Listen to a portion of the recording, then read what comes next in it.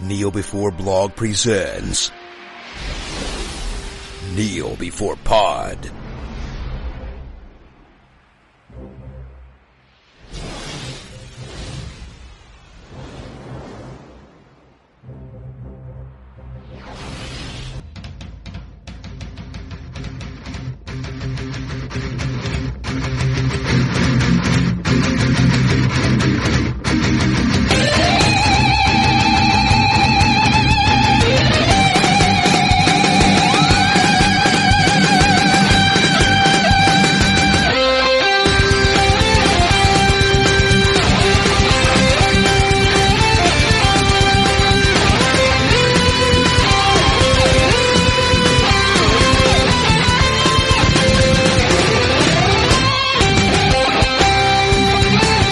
Hello, and welcome to another super edition of Kneel Before Pod. I'm your host Craig McKenzie, and this time we are discussing the recently released Batman v Superman Dawn of Justice Ultimate Edition. Is it better than the theatrical cut? Well, that's what we're here to find out. With me today I've got Angus. Hello. And Aaron. Hello. Welcome on, and we're here to talk about Batman v Superman Dawn of Justice, the Ultimate Edition. Ultimate. Yeah, just because the title wasn't long enough. Or the film. Yeah, well, I mean, before we get into spoiler territory, what are the initial thoughts? No spoilers, obviously. I prefer it. The longer edition is much better. I got a lot more out of it. Just because they explained a lot more stuff. And they had time to go into a bit of detail, and there was so much in it. I think I needed the detail to really enjoy it. Yep. Yeah, I'd agree the longer version is a lot better. There are some, I think, extraneous elements, but beyond... You mean the Justice League? Well, I think it's, if you didn't like the film before, this ain't going to change your mind. I think I'm of that opinion. I was kind of looking for things to like more than I was... I was desperately searching for things, although, there are bits that I enjoyed. I just found it 3 hours was just a bit of a chore, and that, I would agree, though, that the additional stuff does help in some ways. Yeah, I get the sense this is the cut that Zack Snyder wanted, but wasn't allowed for some reason. Just because it was too long. It's just giant. Yeah. Sounds like a radio edit for songs. You just had to cut it down, or they wouldn't get people coming to see it, I should think. Simple as that. Yeah, well, it's interesting how some scenes that don't make any sense make some sense now. Yes. It's... I do think this is the original cut of the film. Whether it really is or not is another story, but I do think this is the version that Snyder wanted us to see, for better or for worse. Is that not always the way, though? There's always an editor's cut somewhere. You always see this, that, and the other, the editor's cut, and it just makes it sound like the posh way of saying this is everything that I filmed that I really liked, even though it doesn't make a coherent film. Yeah, there's a lot of films where they bring out a director's cut after the fact, and they'll claim it's the director's cut, but all they do is they slap in a couple of deleted scenes and charge you more for it. Yeah. Whereas sometimes you do get a version that the director wanted to be made. I'm trying to think. The Mist, I think. The director really wanted the black and white version, and on the Blu-ray you get the black and white version because the CGI looks really terrible in colour, but in black and white it looks fine. So there's all sorts of examples of that. So there's plenty of films where the director says, "Yeah, this wasn't the film that I wanted it to be." Kingdom of Heaven's another one. Ridley Scott. Isn't Ridley Scott always doing that? Yeah. Blade Runner. There's an extended cut of The Martian coming out soon as well. Oh, really? Yeah, another 10 minutes. I don't think I need another 10 minutes, but... I think I was able to I was wondering before watching it if I remember which bits weren't in the theatrical release. But then I think I was able to tell when I sort of pick up on it and think, I haven't seen this before. But then now thinking about it, I'm trying to piece together how that would have seemed going into the scenes, directly following the reinserted stuff. Yeah. Because you've mentioned how it might not have been coherent the first time round with that stuff taken out. So now I'm trying to sort of retroactively go back and think, what would I have thought at the time, or how would that scene have matched up without the bit in the middle? Yeah. Part of me wanted to watch both versions before coming into this, but I couldn't find almost a working day to watch two of the same thing. I think for me, a lot of that stuff that was in the original as really short and then expanded in the extended edition was just this scenes and characters that come in as really short little teasers and all only had to be understood almost like a montage of plot where you could connect the whole thing together. And the extended bit then allows you to really make sense of every individual scene. I think there's a couple of characters that you can just see a tiny amount of, and you think, oh yeah, that's just connected to that, but I don't really know how. And then they just expand on it. It just you don't necessarily need to know if you take it as like as a montage piece, just almost an emotional thing maybe. But there's also there's a character inserted into this one that I can't remember the character's name, but she's played by Jenna Malone.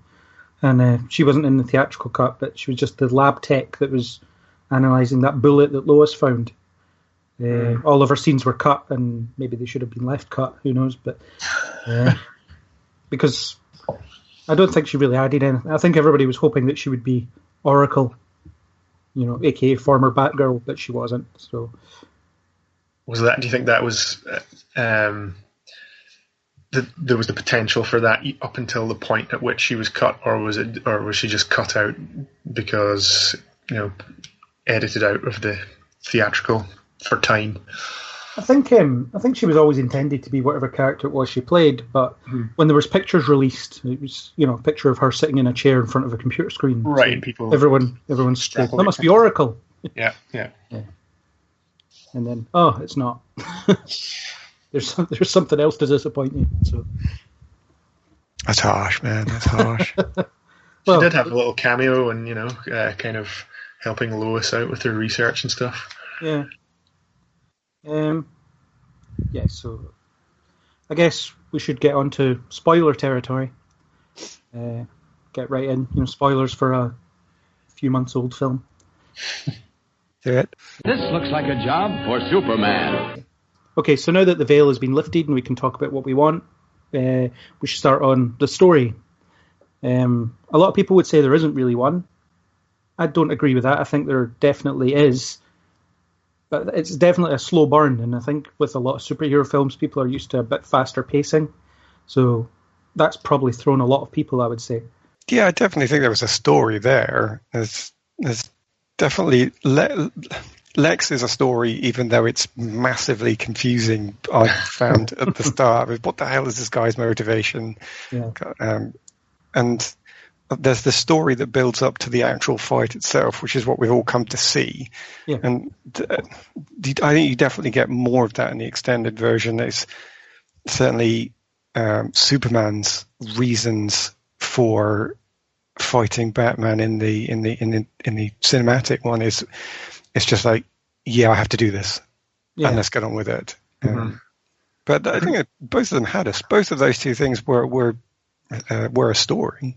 There's almost too much story, I think, because it's like there's different films going on within the film. Yeah. There's a kind of desert war movie that it looks like somebody wanted to make, and so they had that whole kind of sequence, which then kind of feeds into the whole white Portuguese mystery. But then, by the final hour of this 3-hour movie, that's all about the big fight that, as Aaron said, we all came to see. So once you get to that, you've kind of forgotten all about what all the whole desert thing was that led us to this point. And of course, the extended edition reveals that the dead CIA operative guy is actually Jimmy Olsen. Right, yeah. Who gets that was a bit of a shock, so actually. Quickly. Well, when I first saw the theatrical one, I thought, maybe that's Jimmy Olsen, purely because he was standing next to Lois Lane and had a camera. Yeah. Those seem to be good criteria for being Jimmy Olsen in these sorts of things. He's played as soon as he announces that he's Jimmy Olsen, he gets shot. Yeah. He doesn't even tell you his name in the theatrical one, but I think he's still in the credits as Jimmy or Jimmy Olsen. Right. Yeah. Played by Michael Cassidy, who was in Smallville. So all right. DC is so inbred with all its cameos.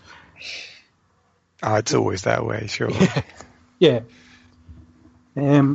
Yeah, the desert thing. Yeah, it's I even forget about that as it's going on, and I think that's a big problem with Lois Lane investigating this bullet thing. And I almost feel like Lois Lane could be cut from this film, and almost nothing would change.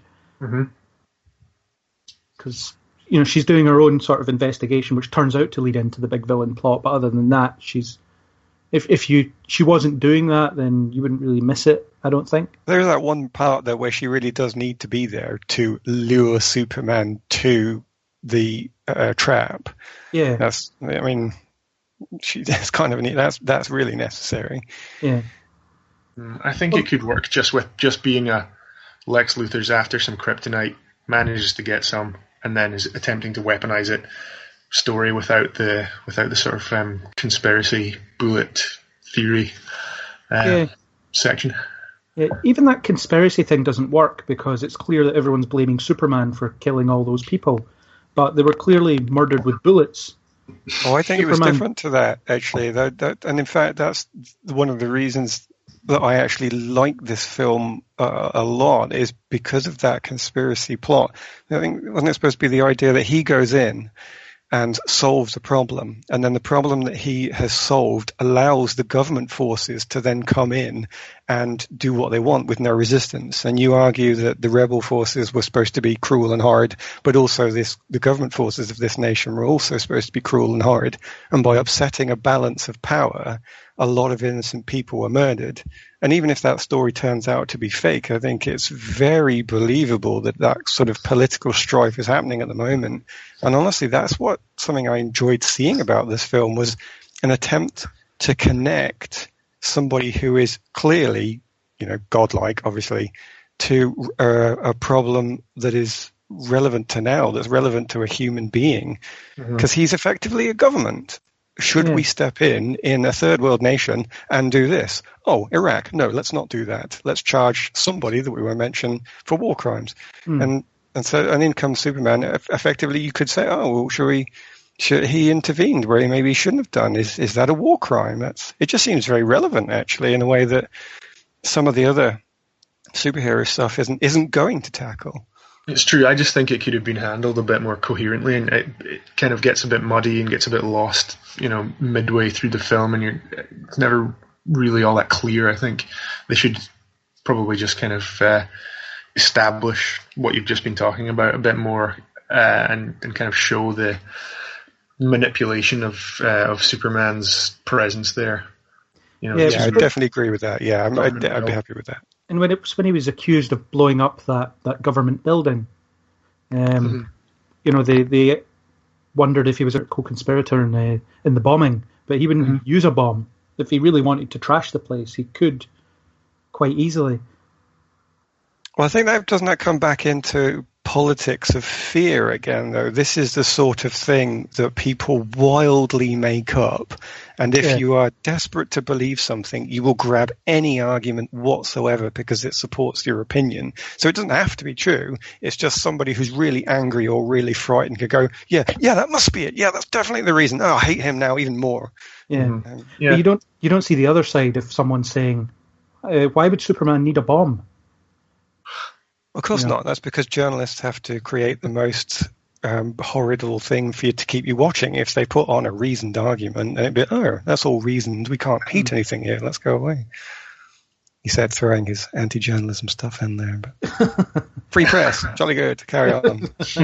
Freedom of the press. Yeah, but I would have liked to see at least someone, even if it was just someone, a bystander, asking that question to someone. Because obviously it would be going through people's heads if you see someone that kind of wears their powers on their sleeve, so to speak, doesn't use anything that they can't do themselves. Why would they suddenly plant a bomb somewhere? Do you think some more conflict between the citizens would have been, so you could see a bit of the for and against Superman camps? Yeah, well, one thing I wanted to see in the extended edition that you don't is when he turns up to that hearing. I would have liked to see him actually say something instead of just stand there looking conflicted and then and be talked at until the explosion happens. At that point, you think that he's just kind of resigned to having to put up with this kind of system and this bureaucracy and stuff that he's dealing with, or he's kind of seen the reaction to when he tries to help and how people twist his actions or try and portray him in a different way, and it really kind of comes across that he's quite fed up with trying to help people that are ungrateful. Yeah. One thing that definitely does come across is we do live in a more cynical time than even the Christopher Reeve era of Superman. In those films, everybody was really excited to see this flying alien who was helping them. And in these films, people are really suspicious of him. He's got all this power and he's helping us now, but what if he decides not to? And that seems to be a common theme that runs through it. People are worried that he might suddenly stop helping us.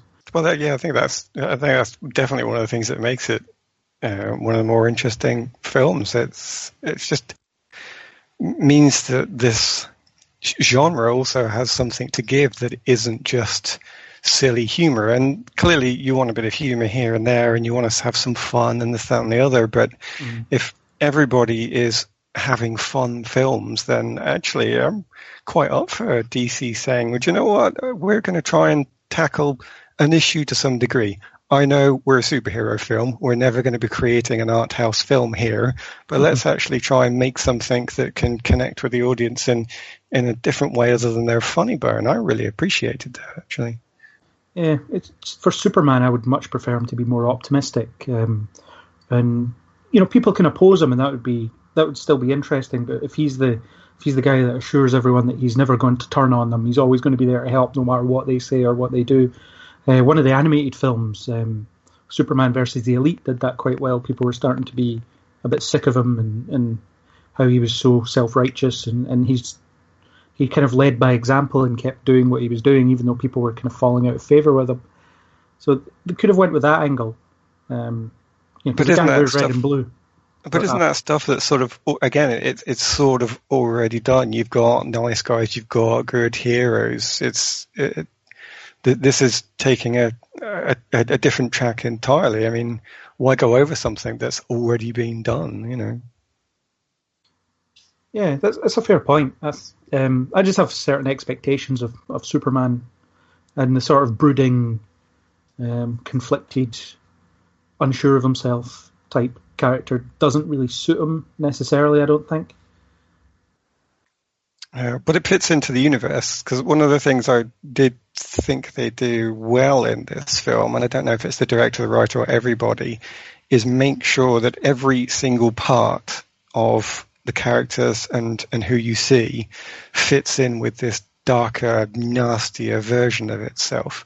So I think if everything was darker and nastier, except the guy in the bright red suit, he would seem like a clown. Yeah. It's true, yeah. Tonally, it does all kind of fit together that way. But I did find that 3 hours of that was a bit much. Well, it's interesting how these how DC are reacting to the reactions from each film by trying to fix the next one. Usually while it's still being made. Suicide Squad was reportedly reshot a lot to include more fun scenes after people complained about the grimness, and then apparently the Wonder Woman colour palette's been lightened so that it looks a bit brighter, and the Flash is now going to be have a bit of humour in it, and things like that. So this one obviously has the pretty overt references to the sections of the city that are vacant when they're about to be flattened. Well, that's definitely reaction here, isn't Superman. It? Yeah. Why did you bring the Beast back here? The port is abandoned. No homeless people live here, apparently. Is there a big danger there if they start colouring everything in and making everything lighter again, that they're going to have this response to what they've just done is now going to flip the other way around, and now everybody's going to go, it's just like Marvel now, we don't need to watch it. It's all these happy, bright, funny characters, Yeah. Are they doomed, therefore, to always be wrong, which I think is really harsh? Yeah, it's pretty tough that they've got to kind of follow Marvel, and then everything that they do seems like a kind of overreaction one way or another. Yeah. And I suppose at the end of the day, they're not going to please everyone. Someone's always going to have a problem with something they do. Well, it's either imitation or trying too hard to be different. one of the two. But yeah, the DC films have a lot of haters, and I think with Suicide Squad, it's more than justified. But I like that was wrong for a different problem, though. That wasn't. Oh, it was too gritty. That had other issues, I think. Significant issues, and if anybody's listening, there's an entire podcast on it.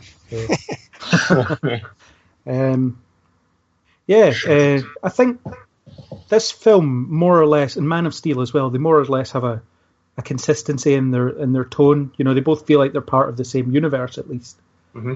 Whereas Suicide Squad doesn't feel like it's in the same universe. So I think they need to pick a vision of some sort and stick to it in some way. And you can deviate from that and have some fun with it, but I think they need to settle on what they're trying to do and work on perfecting that rather than trying to put out little brush fires when people complain. Maybe that Suicide Squad was just the comedy film on the side that was too early in the franchise for there to be an on the side yet. Because Guardians came along after we'd had a buttload of films already, and it could easily be something completely different, and you didn't need to worry about it. It was just a side film. Yeah. But we're not that far into the DC franchise yet to have an offshoot, maybe. Yeah, I'd agree that Suicide Squad doesn't seem like it fits in with these films, but maybe they don't. Maybe it's a good idea not to have everything seem like just a sort of extension of the same film, because I personally find that I just get really kind of fatigued with watching superhero movie after superhero movie that feel like they could all just be tacked together into one massive film if they don't feel particularly distinct from each other. That's, I think, why I enjoyed Ant-Man so much, because it felt like it fit into the Marvel universe, but it felt kind of fresh and it had a different sort of approach. Whereas the sequels that feel a lot like their predecessors, I find a lot more tiresome. Yeah, it's a difficult one. I mean, I'm not entirely sure how I would like DC's cinematic universe to go. I think I would like a little bit more optimism or a little bit more levity now and again. And I think that Justice League is promising that. Whether they actually deliver on it is another story. I think possibly with the expansionism principle that they're sort of going to have to, because by the time the power level goes up that far, it's pretty much magic. So they're going to have to put the threat and entertainment in a completely different way. Yeah. Well, even Suicide Squad had one of those end of the world scenarios that didn't fit it, and I think everybody's getting a little bit tired of them. Yeah, definitely. Although, to be fair, I don't think this film really has an end of the world scenario. You know, Doomsday is kind of doing a lot of damage, but there's no immediate global threat at that point. No, it's better for it. I think our films are honestly much better for that. Yeah. I do think that it starts to feel like a bit much by the time you've seen the Batman v Superman fight, and then Batman doing his thing, and then Superman versus Doomsday, and then the Trinity versus Doomsday. By the time you get to the Trinity versus Doomsday, it's just beams flying around and rubble being thrown around. And he does suffer from looking a bit too much like every other sort of ogre from Lord of the Rings. He so did, yeah. Cave troll. Yeah, cave troll. Every sort of big baddie nowadays looks like that, which, It's also mindless beasts aren't that fun. They're... Yeah. It's just a mindless tool of destruction, so... Right. Why should I really care? Are we also allowed to call it the Trinity, by the way? Because essentially Batman was just kind of serving hors d'oeuvres, really, running There's a bit around. where he's just watching. Because the power level's already too high for him. He can get to the A-list villains because he is smart, but when they want him to run... Right, this is the action scene. Being smart, you've just got nothing to do, right? That's going to be a real problem. Well, he fires his kryptonite gas grenade thing, and it does almost nothing, and then that's him. He's spent. He has nothing left. Oh, yeah. Which, I guess that brings us on nicely to Batman and the treatment of him in this film. Obviously, we've seen quite a few cinematic Batmans, from Michael Keaton to Val Kilmer to George Clooney. Although probably shouldn't mention him, Christian Bale, and now Ben Affleck. How does Ben compare to the rest? I think he looks like he could have come out of the animated series. I think he has that kind of weird body shape, doesn't he? Yeah, he looks very animated, and I don't have a problem with that. I think he looks the part, despite being massively beefy. Yeah, billionaire bodybuilder Bruce Wayne. Yeah, obviously Christian Bale kind of beefed up a bit as well, but I think because of how kind of supposedly gritty and realistic those films were, he seemed more of a human, whereas even Bruce Wayne in this seems like he could be a superhero because he kind of struts around, biceps bulging in his power suits. Yeah, well, one thing DC has always, or consistently done anyway, with their characters is made even the human ones, even the humans that dress in suits, larger than life. So, Marvel always did he's a teenager who's a superhero sometimes, whereas, DC, it's like Superman's this alien who's a reporter sometimes. And so, the powers or the secret identity is the most important part, at least in terms of how they're writing it. So they do that with Batman. He seems, even though he's just human, he seems almost godlike, in inverted commas. Yeah, I think it added more of a comic book feel, I think, just the look of Bruce Wayne and Batman in this one. Yeah. Definitely liked the extra evil I'm going to put in it there. That's a bit too much, actually. That nastiness that they put in was better done than what was previously called The Dark Knight Rises, where they said, I have to be what they hate now. You get to be what's good, and I get to be something horrible. And it wasn't really that horrible at all. Whereas this guy that we're seeing presented here, he brands people because he knows that will cause them to be killed in jail. Yeah. He's got every line about how life is pretty much miserable. My parents taught me to die. I mean, I really like seeing that. It was a proper Dark Knight. So, this guy really wants to bring down the criminals and isn't going to take any other argument whatsoever. Yeah, and he kills as well, which is something we don't really see Batman do. Apart from the Tim Burton version, he kills too. He doesn't make a point about it; he just does it. But this one, you see him firing machine guns at people whose cars explode. Yes. And there's that bit where he hits the guy with the box, and you see the blood trail as he falls down the wall and throws a guy into a room with a live grenade. And just on that box bit, by the way, was that a deliberate reference to the computer games, by the way? Because if it was, I thought it was brilliant. Could be. Yeah, there was very much an Arkham Asylum or Arkham City or Arkham Knight vibe to that sequence. Yeah, because you always want a bit of fan service, I think, and the sort of group combat thing. I thought that was right out of the Arkham games. Yeah, I'd agree. I mean, I loved that scene. I thought it was really fast paced, and I like how it was a mixture of his stealth tactics and brutality at once. Absolutely, and that was that suits this Batman, and it just shows how well trained the guy is as well, and the fact that he takes a few hits. Yes, it shows that he's not this kind of invincible ninja. Well, I'll tell you one thing as well. You know that thing where sometimes you say, "Oh, this was a bit naff," but because I loved it so much, it didn't really make me feel bad. I got that from when he takes a bullet to the back of the head, and it's just his cowl or whatever the hell that's going to be made of.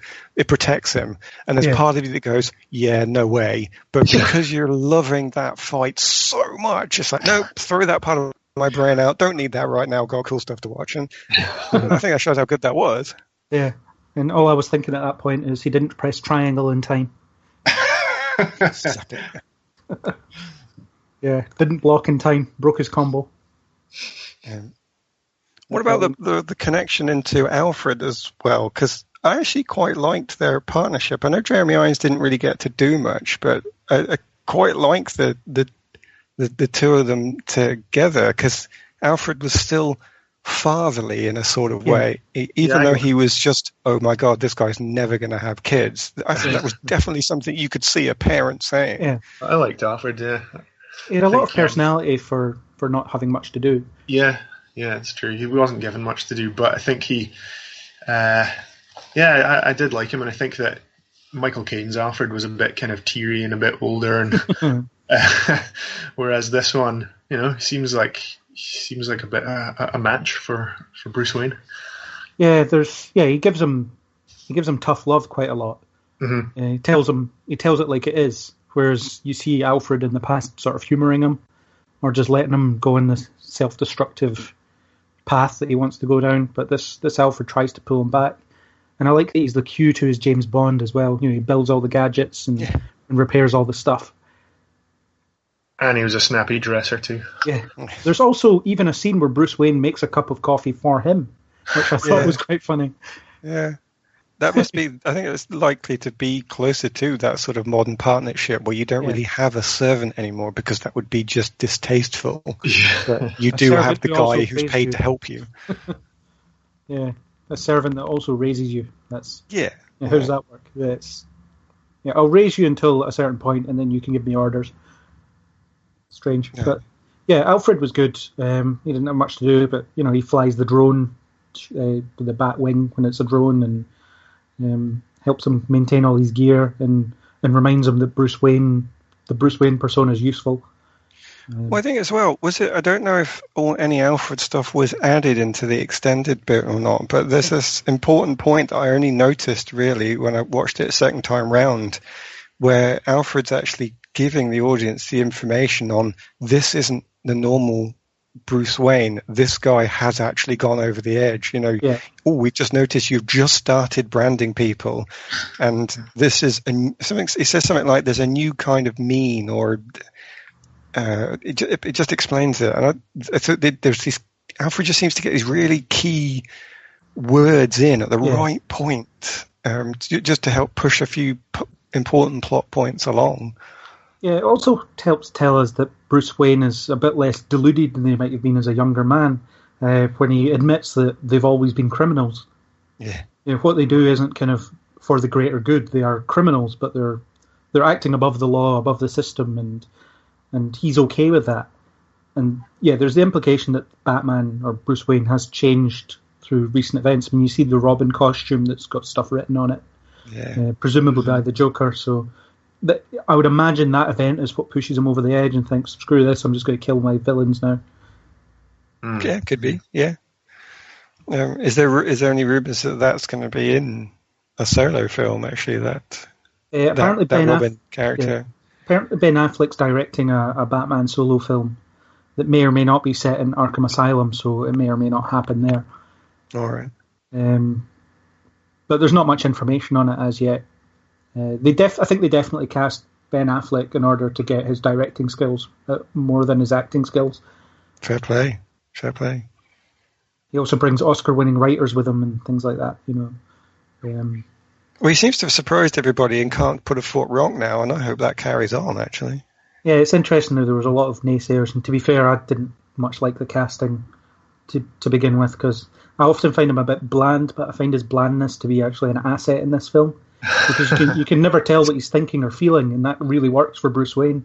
But for any other performance, it's like, what's he thinking?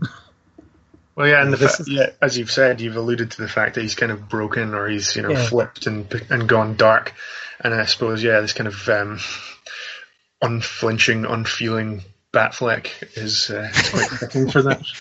Well, he's essentially got bloodlust in this film. He's seeing everything through a red mist. Yeah, that clenched jaw. He thinks that Superman represents everything that he's against, and he has to get rid of this alien from his life and from the planet's safety. Yep. That changes as it goes on. That was one of my favourite lines actually in it, when he says something about no one stays good in this world, because it actually is an interesting counter, I thought, to other people coming up to him and going, Superman's pretty good. He's saved, cats from trees. He's saved from people burning buildings, earthquake. Is even there when the space rocket explodes, and he says that, he's done nothing but good. How on earth can you possibly turn against this guy? And he just counters it with, I saw Harvey Dent. I've seen Robin die, and pretty much nobody stays good in this world. It's actually a very believable argument. Maybe it needs you to know a little bit about the canon, but after so many previous films, most people probably do. Mm-hmm. Yeah, there's less homework to do for Batman, because I think the assumption is that everybody's seen the Dark Knight trilogy, and they fill in the gaps a little bit, I suppose. I mean, you see the Wayne murder again for the 5th time in recent memory. So many times. Uncle Ben and the Waynes. But at least that was twisted as well. That's what I mean by every single point was turned towards this dark angle. I know we saw it again and we didn't need to because we know it. But this time it's clearly pointed out that his dad's a hothead who thinks he can beat the reaction speed of a guy with his finger on the trigger. And then the guy that does the shooting pretty much just executes his mother for no reason at all. He doesn't need to. He doesn't need to do that. She has stopped moving. And it's just, no, this is how this world works. You're dead. Yeah. Plus, no detail is given about the reasons, whether it is just a random mugging or whether there's something behind it. It's clear that Bruce Wayne doesn't know. Well, he just says, I think the line where he says something like, my parents taught me a different lesson, dying in the gutter for no reason. That kind of implies to me that he has actually looked into it and found out, nope, there was no greater meaning here. This isn't my origin story. This was just a dick with a gun. That's just horrible, in that sense. And I did like that the scene was entirely from Bruce's perspective, so it's pretty chaotic and, everything's focused on, Zack Snyder loves his slow-mo and bouncing pearls are ideal for slow motion, but it does look like he doesn't know what's going on, or you're not supposed to fully know what's going on. It's just a random thing that is defining him. Pretty brutal though as well. The gun to the face with the pearls pulling back on the hammer. It was it's quite full on. But we saw it in the Nolan films. We've seen it in Gotham. Those that watch Gotham anyway. We've seen it in this, probably a couple of animated films here and there. It's it's well trodden ground, but it does fit in to this film in some ways, or in a lot of ways, because Bruce Wayne clearly has that in his mind all the time. Yeah, done just enough, done because sort of needed to do it, but didn't really spend too long on it. So I was fine with it. Yeah, I thought it was a good-looking scene, and that was kind of enough for it. It gives you the indication that Bruce Wayne was sort of driven mad by that event at an early age, and it's helped inform the sort of person he is. Gives him the chance to fall into a hole, into a bat cave. Yeah. And I liked that the mausoleum to his, that his parents are buried in is in severe disrepair. He kind of he doesn't let anyone else near it. I thought that was, or at least that's the thought. Only Alfred gets to go near it. Yeah. Because presumably in his mansion he has a lot of staff that clean up for him and things like that, so they're not allowed near it. So Batman done well in this film, I think. I quite like the fact that he's at a stage where he just doesn't care anymore and he's going to kill people, and he almost rediscovers what he used to stand for as well. Aye, good Batman. Yeah, definitely. So that brings us naturally into Superman, which we've covered slightly, but the extended edition does him better, but there's not a huge amount of him in this film in terms, he's more of a thing that people talk about rather than having a lot to do on his own. He's kind of a secondary player who shows up when necessary. It's more of a Batman movie. Yeah. And there's a lot of Batman bias in DC. It seems to be the only property they can make any money out of, so they keep hammering it down. So anytime he shares screen time with anyone else, he gets the lion's share. That's just you're a Batman hater, I think. That's fine. No, he's just not my favourite. But I think that the scales are definitely tipped in his favour in this film in terms of screen time, at least. See, on Superman, though, I think my most noticeable point from this film with him, though, was what I see as almost a change of places between him and Captain America in how they're being presented. I think I'm more used to Captain America being presented as a human trying to do good, and Superman is this clearly Superman, much far beyond what we are. But now in the Marvel films, you're seeing a Captain America who clearly didn't need to sign the Accords because he cannot put a foot wrong. And I completely agree that he did not need to sign those because he is just perfect. Whereas now you get, and then in comparison to that, you're getting a Superman who's being presented as somebody who has to make very human decisions, who at the very start makes a mistake because he gets involved in politics he doesn't understand, and then constantly throughout everybody's questioning him, and he spends a lot of time considering that, camera shot of him looking into space and so on, phoning his mum for help. I really like that. At some point Superman has to phone his mum because it's just too complicated and difficult to deal with. That's brilliant. I really enjoyed that was needed, because he just doesn't have the answers. He, when it comes down to it, despite all this power, still has the same problem with ideology, with politics, and with how you're going to live your life that the rest of us do. Yeah, it's a great way of humanizing a character who, is so overpowered and, has the potential to just be kind of, he's an alien, so he could be alienated, but then, we all need to be able to relate to the Man of Steel somehow. And as you say, he calls his mum for help, and then seeks his dad's counsel up a mountain. Yeah. Obviously, that scene was meant to be, you were meant to just go with the fact that he was talking to his father's memory rather than anything physical. But and there's you've got that added scene where you see him starting his climb up the mountain, and some guy says he's come here to die, and I'm not sure that was needed. It kind of labours the point a little bit.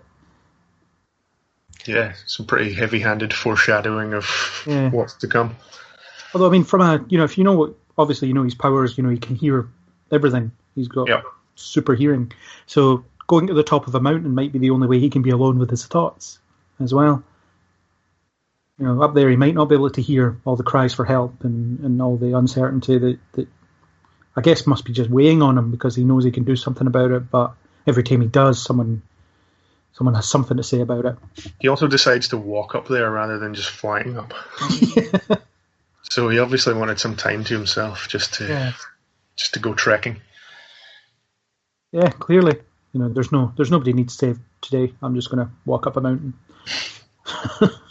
You're probably right, though, actually. If they'd have done a bit more about that, why did he need to go there? Because he needed that peace. That might have been better, actually, than some local dude offering him $20 to keep silent. Yeah, I think you're right, actually. That would have been a better couple of scenes if they'd have shown him just in utter silence and focused on it. Mm-hmm.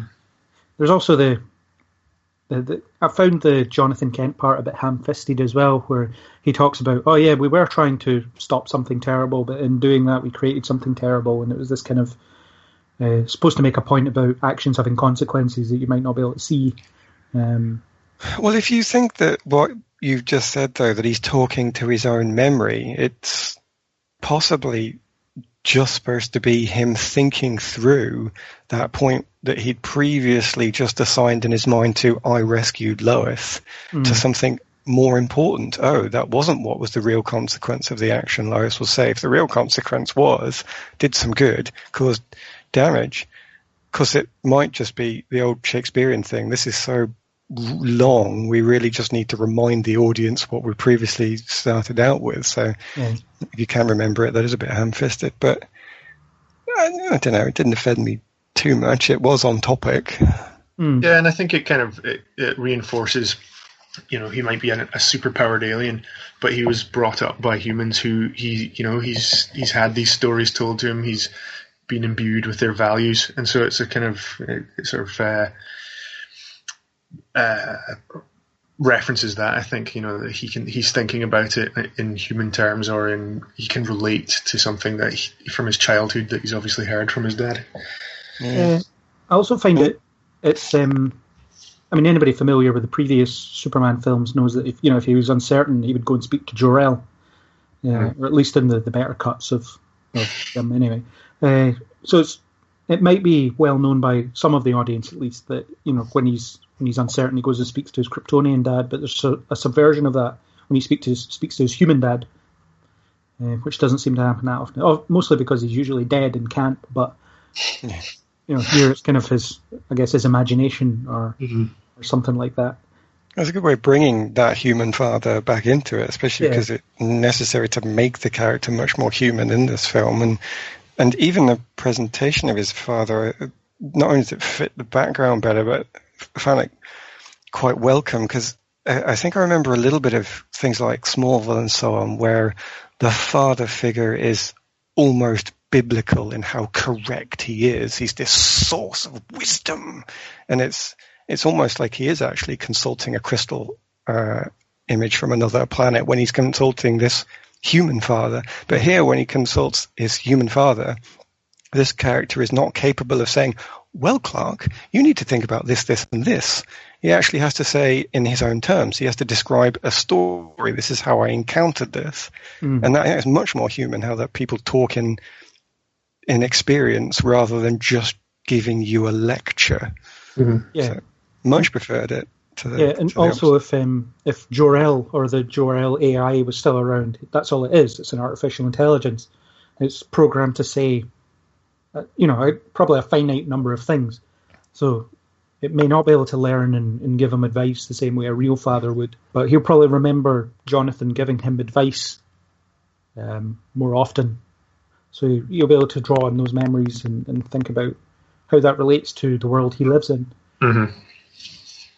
Yeah, well, I would, if that gave several more Kevin Costner flashbacks, that wouldn't turn me off, I don't think. Yeah, the first film relied on them pretty heavily. And they were all more or less on topic, I think. So despite maybe you thinking he's not been on camera as much as Batman, then I think what he's given always worked for me. It always seemed to be relevant. It always seemed to be on this topic of him being human, of him having this choice, of him having to deal with politics and ideology. Yeah. Even when they bring in the reporter aspect, Clark Kent himself, he's also still focused on that. Should people be doing this? Should Batman be doing that? I need to get involved, trying to find out what's good, questioning what somebody's been, what decisions somebody's has been making, which of course there's more of in the extended edition, obviously. Yeah, and definitely in the theatrical edition, I thought the reporter side was only there because they felt like it had to be there, rather than actually having any practical purpose. So there was just a couple of scenes in the theatrical one of him sitting around in the Daily Planet, and that was about it. Whereas you do get to see him do a bit of investigative stuff, but he's mostly looking into Batman at the time. But that's so crucial, because I think that bit was missing in the cinematic version for me, was why on earth was Superman so angry at Batman? There's this hint that he slightly disapproves of what he's doing. But then when you actually get a reporter looking into it, this guy died. This guy was beaten, and it was all because of the decisions this vigilante has made. You can see someone who's desperately trying to be ideologically correct in Clark Kent being annoyed that this Bat figure has given up completely and has become so inhuman.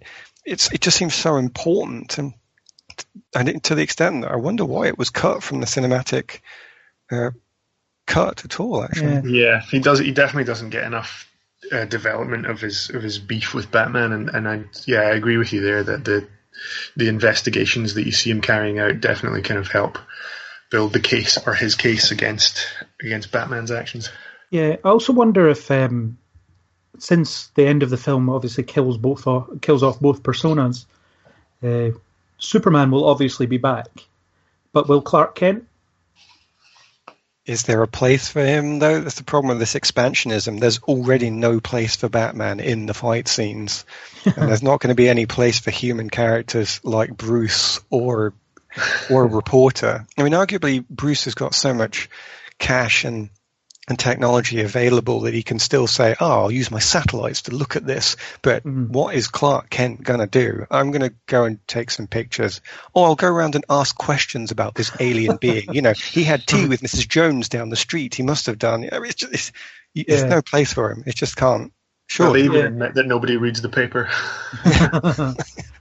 Well, going back, the sort of Justice League cartoon that they did in the 90s that spun out of the 90s Batman and 90s Superman cartoons and expanded on them. What you would get is people mostly in costume, so they would turn up to meetings and stuff as their superhero personas. But now and again, you would see them in a civilian persona, or you see Bruce Wayne sitting in the Batcave, just in casual clothes, but you're still in the Batcave. I guess because the costume's not comfortable to wear all the time. So I think maybe Justice League could go that route. You've still got these people have secret identities, but they're not part of that film. They're maybe only for their solo films. Yeah, because in any other Justice League, if this is to go, but if this film is to be any example, any other Justice film is just not going to have enough time to just have people sitting around. So I don't think they can go that way. Yeah, but obviously they can explain away Superman's, rise from the grave because he's an alien who heals really quickly. But if Clark Kent suddenly comes back, then how are they going to explain that one away? And Well, did they actually explain how Clark Kent died? Yeah, they just say that he got crushed or something under rubble because he was covering the battle or something like that. Oh, yeah. Okay. Yeah. The article tells you, I can't remember the specifics, but it does say that. So I guess no one questions it because they think, yeah, okay, he's a reporter, he would be around there, and he was unlucky. Yeah, no, fair play. That guy that looks a little bit like Superman died the same day as Superman. Now we know he's secret, but it's worthless because, he's dead. And it didn't seem to be a big secret anyway. I mean, Lex Luthor rightly figured it out so easily. Mm-hmm. Because it's not difficult. And yeah, he'd also figured out Batman's identity, which I suppose, if you look at the Batman Year One comic, you've got Commissioner Gordon has narrowed down a list of it could only be these people based on how much money he clearly has. Yeah. That was done in the cartoon as well, wasn't it? That Ra's al Ghul works it out by following the money, I think. Yes. It's perfectly reasonable. Lex is supposed to be smart. I think they showed that he was supposed to be clever in this. I mean, he was a total whack job, but still clever. But yeah, it's fairly easy to think, okay, this guy drives around in a clearly custom-built car. He owns a plane that he also flies around, has all these gadgets and whatever else. So yeah, this armor, this custom armor, it could only be, so many people in this city. Yeah. Also, which billionaire seems like kind of an ass? So because he doesn't really hide his true self really in the same way that, say, in the cartoon he did, where Bruce Wayne would act a bit kind of more dim-witted or whatever. Yeah. And the Christian Bale version did that as well. He just acted like a rich guy who didn't care about anything that was going on. Whereas, perfectly good disguise. Yeah, Ben Affleck doesn't. Certainly not in the scenes that you see. When Clark Kent ambushes him to ask him questions about Batman, he has an opinion rather than being like, I don't care. Oh, he does that a little bit though, because he's quite sort of misogynistic and dismissive of things important. So he does do it a little bit, but it's not as strong. Acting the playboy a little bit. Yeah. Yeah, but then as soon as Clark Kent insults him, he comes to his own defense. But he's so angry. I think that's important that the anger comes before the playboy, because we need to see that as part of the build up to the fight. Yeah. And I think in terms of the way Superman's powers were presented in this film, I thought, I thought they all looked great, and they looked really unsafe to be around, in the same way that they did in Man of Steel. Even when he takes off, it sounds really harsh. Yeah. His heat vision is insanely destructive. Yes. And I like the montage of him saving a bunch of people in fairly, I don't know, I suppose modest saves, other than the exploding rocket ship. Yes. I really like the Mexico scene actually, where they make the Jesus comparison so very clear, of course. But despite that, I liked all little parts of it. I like the fact that it was in the dark. Yeah. So even though he's a savior, it's still a bit grim, and the look on his face is almost a bit confusion. It's like, I don't know if I really should be taking on the role of a religious character here, but I can't really take off yet because I'll kill you all. So just have to get through it. Yeah, maybe the montage scenes were all very iconic, I thought, and I think that's kind of Zack Snyder's sort of forte, isn't it? Sort of presenting these images. Yeah. We know how to frame a shot, yeah. Yeah, and the music I think helped as well because it was heroic but kind of ominous as well. Yeah. Yes, quite like that. Yeah, it's although maybe if Superman doesn't want to seem godlike, he should stop hovering exactly in front of the sun, so that he appears as a kind of godly silhouette to the people. That poor woman on the roof just seeing this silhouette with a cape. He slowly descends. Yeah. I think that's where the physics of the universe takes over, though, because right at the very end, when the bits of piping and metal girders from uprooted buildings form crucifixes around his dead body, it's clearly in the physics of the entire universe. He can't get away from that. It's really not his fault. Yeah, and Superman as Jesus is not new either. It's been a comparison made so many times. The fact that he resurrects is one thing.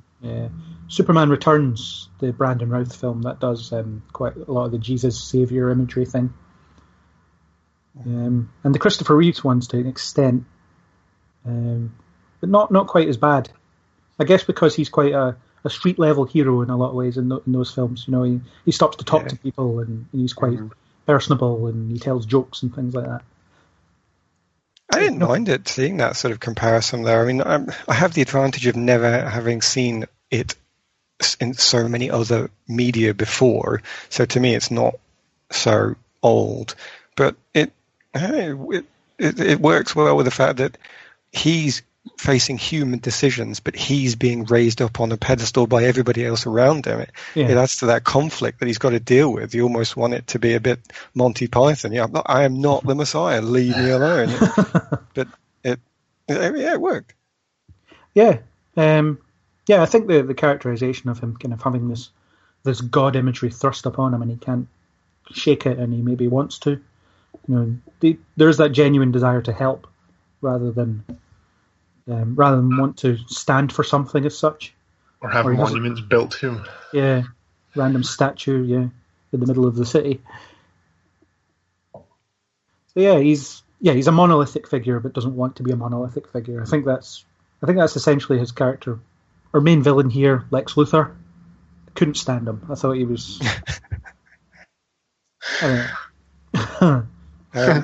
I didn't mind him too much. I didn't want to despise him too much, but I'm probably going to have to agree that he was. There's very few points I'm going to pick out and say I loved. Yeah.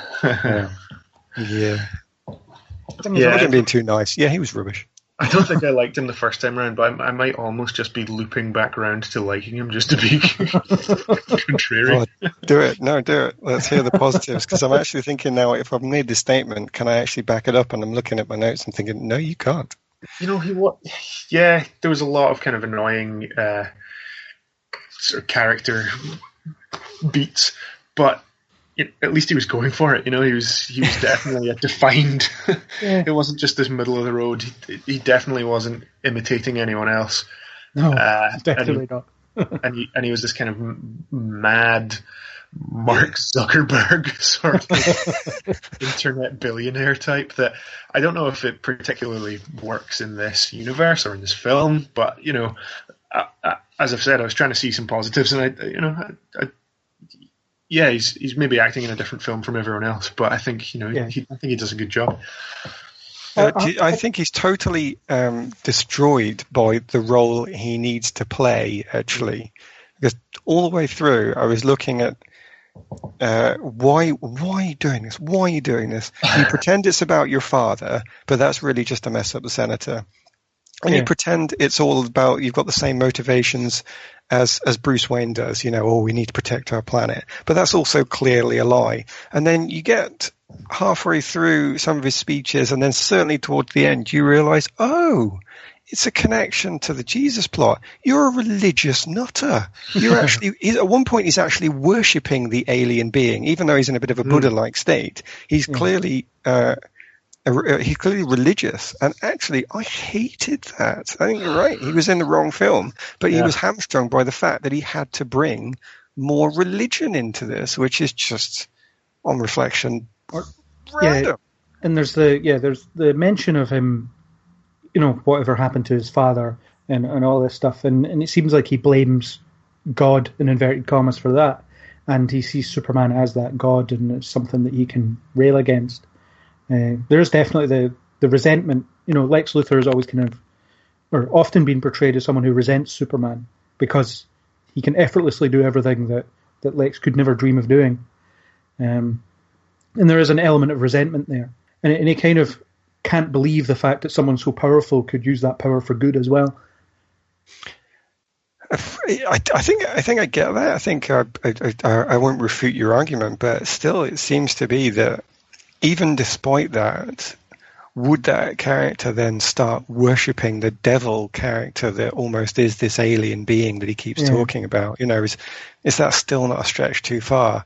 I hate this person for being so powerful, so I'll immediately sacrifice goats to the devil and turn to the dark side. Yeah. I wonder if the material would have been different with a different performance or a different actor playing that character. I wonder if it would have been stronger had the performance been more subdued and attempted to be sinister. Yeah, well, do you think he kind of came to set and came to filming with this idea of Lex Luthor sort of worked out in his head and presented it as his own creation, or do you think he was kind of hamstrung by the material? I mean, Eisenberg often plays certain types of characters, and people might think of him as the Mark Zuckerberg type, the kind of eccentric genius kind of character trait. I mean, he's done other things as well, but if you look at Now You See Me and its sequel, he's that character as well, or at least those kind of mannerisms. So maybe that's what they wanted from him. But it's interesting that there's a bit of last-minute changing going on as well, because when he was first cast, it was as Lex Luthor, and people complained, and then suddenly there was lines in the film about, well, it's my father's company, he was the Lex in front of the corp, and it feels like a bit of a last-minute addition to be like, oh, don't worry, his dad's the real Lex Luthor. Right. If you don't like him, we'll reveal that this guy's dad wasn't dead all along, so he'll be back. You'll get that as Bryan Cranston in the prequel. Yeah. It's the scene where he's at the library opening thing and he's giving a speech. He's having a nervous breakdown while delivering the speech. Yeah. I wasn't sure what was going on there. It was dangerous. Mad. It was dangerously treading the lines of Big Bang Theory, I think, there, actually, by saying that, oh, look, people who are slightly autistic are actually really stupid and we're so much better than them. That did bother me slightly, actually. I kind of wanted to believe that he could play the part in the public. He was this mad genius in private, but for the public, he was a humanitarian who was really intelligent and well-spoken or something. I think that might have been a bit more redeemable whenever he gave a public appearance, he was very kind of likable. Yeah, or was able to kind of turn his eccentricities into sort of a lovable, sort of charitable, or, that would at least be the sort of facade that he was taking on, and people would think, oh, he's a bit funny, but, he does so much good, does so much charitable work. But behind the scenes, like you say, he could be scheming away and turning his madness into, everything that he was doing in public. Yeah. It probably would have fitted too, as well, with the fact that he was clearly so clever, manipulative, and strategic.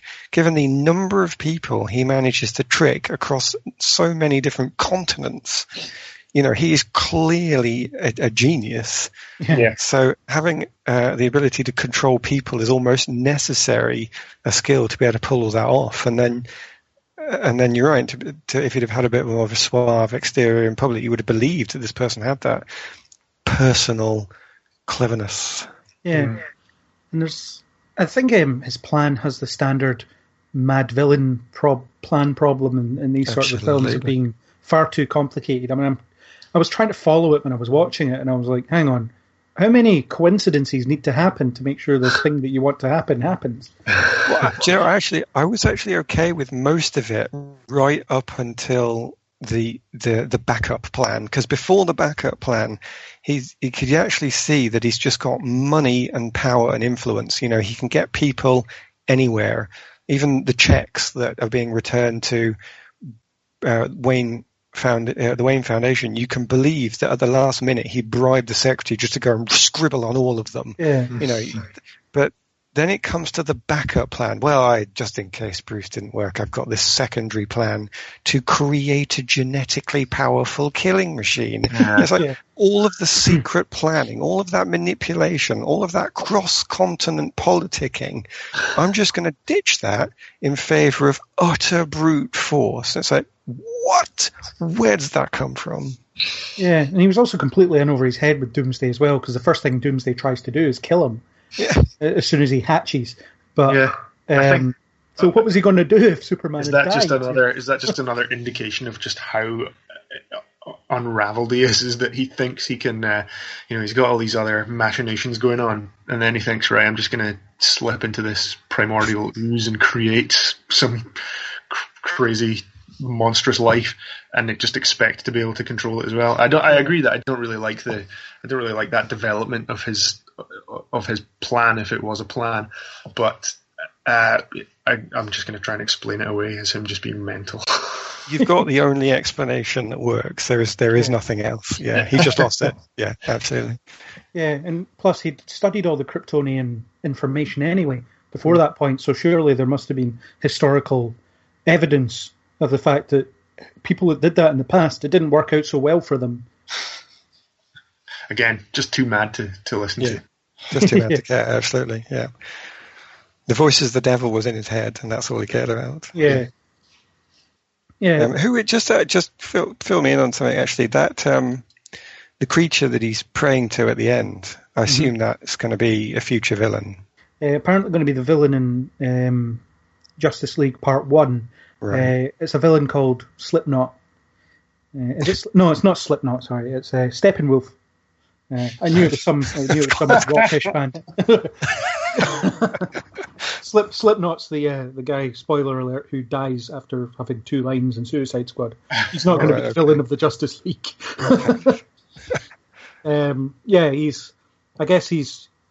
He's powerful enough, but he's not Darkseid powerful. Darkseid being a villain in his own right. He's a bit like Thanos, actually, in Marvel canon. So funny that. The Justice League and the Avengers will be fighting similar villains at similar times. Yeah, that's not going to go down well in the critics. No, but Darkseid's a mad dictator who runs his own planet called Apokolips, and that's what the Batman dream sequence is all about, with the Omega symbol etched into the ruined ground and so on. All right, okay. Yeah, which indicates that it isn't quite a dream. Yes. It is a vision of some sort. But yeah, that's not in the theatrical cut either. But yeah, it's just 2 seconds, and arguably it doesn't need to be in the extended edition either. No. Because you still get the idea that he studied Kryptonian files and knows what's out there now. So I think that's fine. But yeah, his plan is fairly mad. Completely mad. Yep. No, I stand by it. The early stuff I think was fine. I think where they kept it human, then it was fine, and he was just being supremely clever with infinite money and infinite influence. Yeah. I was happy. I wasn't too worried by that. It's a weird idea. I mean, obviously, he correctly predicts that Superman will turn up when Lois Lane's in danger. But surely he's keeping as much of an eye on his own mother. I mean, I wouldn't believe he'd be that short-sighted, to ignore that. No, yeah, but plot needs it to get to where it needs it to the end. It's that old problem that I hate. Yeah, sorry, the plot needs you to be looking the other way, so you are. Yeah. I mean, it's clever enough. I'm going to throw Lois Lane off a building because I know you'll be there as soon as I do. Right. Arguably, he should have been there when his mother was being kidnapped as well. Yeah. Well, I think how it should have ended covered that pretty well, actually. He also gets all the kind of trailer-worthy lines, which I think should only really have been included for a trailer and then just cut immediately from the film. Like Clark Kent Bruce Wayne, it's clearly in there for the trailer. It doesn't really need to be in the film. And then, shaking Clark Kent's hand, don't pick a fight with this man. And you're like, it's all so like shoehorned in, and just, I mean, in the trailer you can think, this is kind of building people up, thinking, they're finally meeting, they're going to fight, they're going to do all this. But then when you're watching the film, you're just like, it doesn't. It's when he hits Clark on the chest as well, and it makes that loud thud. Yeah. I can't remember if that was in the theatrical cut or not, but I really noticed it in the extended one. And I was like, all right, okay, we know that he's super strong. Yeah, just a bit too cheesy, I think. Yeah, and obviously that scene was supposed to indicate, Lex knows who both of these people are, but it didn't need to be done that way, I don't think. Yeah, it actually makes more sense when you say it that way, because if you take that as foreshadowing of his understanding of who they are and what his plan is, then he is actually having a really horrible joke with himself, and that all of that actually makes sense. Yeah. But you don't know that at the time, therefore it doesn't make sense. That's actually a shame. If you were aware of his plot, all of a sudden that's just grim and horrible. I'm going to make you fight, hey! That would have been better, actually. Yeah, it's also a bit strange that Clark's not in any way suspicious in that scene, because fair enough, Lex Luthor knows who Bruce Wayne is, but why would he know who Clark Kent is? I mean, otherwise... Well, yeah, and Clark Kent has to ask who Bruce Wayne is, so he doesn't know who this bazillionaire is, but some other bazillionaire knows who Clark Kent is. It's just very... A guy whose secret identity is all about people not noticing him. It's a tip-off right there. He knows what's going on. Doesn't react that anybody notices him. Yeah. I do like when he's hearing the chat between Bruce and Alfred, though, and that's how Clark finds out that Batman is Superman. Batman is Bruce Wayne. Batman is... That's what this whole thing's been about. Yeah, I do like the way that he finds out. It's much better than them double booking a cruise ship, like in the world's finest comics. I remember that, where they get changed in the dark, and then a light comes on, and they both sort of mid-change, and it's like, oh my god, you're Superman, you're Batman. Would almost like to see that. They slink off at the party and decide to and get changed, and they happen to go into the same broom closet. It wouldn't have fit, really, but it amused me. And someone else shows up at that party? Yes, she does. Wonder Woman, or Diana Prince, as she's probably never referred to, actually. Or also known as, we need to get a woman in this film quick. Let's pick a character and give her a ridiculous motivation that's totally irrelevant. Yeah, well, I mean, it is a big deal because they've been trying to get a Wonder Woman film off the ground for so long. Yeah, but that's a rubbish reason to bring her into Batman and into Superman. Yeah, when she's trying to get hold of a photograph. That's just rubbish. Yeah. If she's got all that much power and resource to her, then she doesn't need to worry about getting this photograph back, because she should be able to just do it. And if she doesn't have that much resource, then there's probably more than just one photograph of her anyway. And so if she looks like somebody in an old picture, is that really that devastating? Yeah. There's nothing good about that at all. Yeah. And her plan was to nick Batman or nick Bruce Wayne's drive that he'd stolen the information on, but then she didn't have the ability to unencrypt it. So. No. And even worse, the bit that really narks me is when she takes his drive, purposely hangs out outside the room that Bruce Wayne has snuck into, and specifically waits for him to turn round to look at her before she runs away. Now, I admit she has the magical power to get to her car before she can be caught by him, but she does like to tease, and you think there is no reason to do that other than to show off your hips. That's the only reason to do that. Other than to show off to the audience that she's someone that you should pay attention to as well. Yeah. Because if you look at someone that's just watching these films and they've never seen anything else, you don't know right away that she's Wonder Woman. You don't know anything about her, really, and it's just because they revealed that Gal Gadot will be playing Wonder Woman in these films beforehand. That as soon as you see her, it's like, oh, there's Wonder Woman. And And it's similar to the way they did Black Widow in Iron Man 2 in some ways. When she turns up, she's undercover. Yeah. But everybody that's read a movie site in the past 6 months knows who she is. And they're just waiting for the characters to catch up with them. But they don't really do anything fun with the mystery of who she is either. No, even at the end when she is introduced and she's in costume, it really feels like a total overcompensation because she's just even better at fighting Abomination than either of the other two put together. She can survive any hit without any problem whatsoever. She can cut cars in half with her sword. She's the only one who can really damage Abomination, whereas the others just kind of playing around. And it just feels Abomination's the Hulk's villain. Oh, sorry, yeah. They are very similar. Yeah, they do look pretty similar. Cave Troll, yeah, that one. Yeah. But it does feel like her whole character is thrown in, nothing really important to do, and then at the end she's the ass-kicking, super-powered, over-the-top, I'm better than every man can be.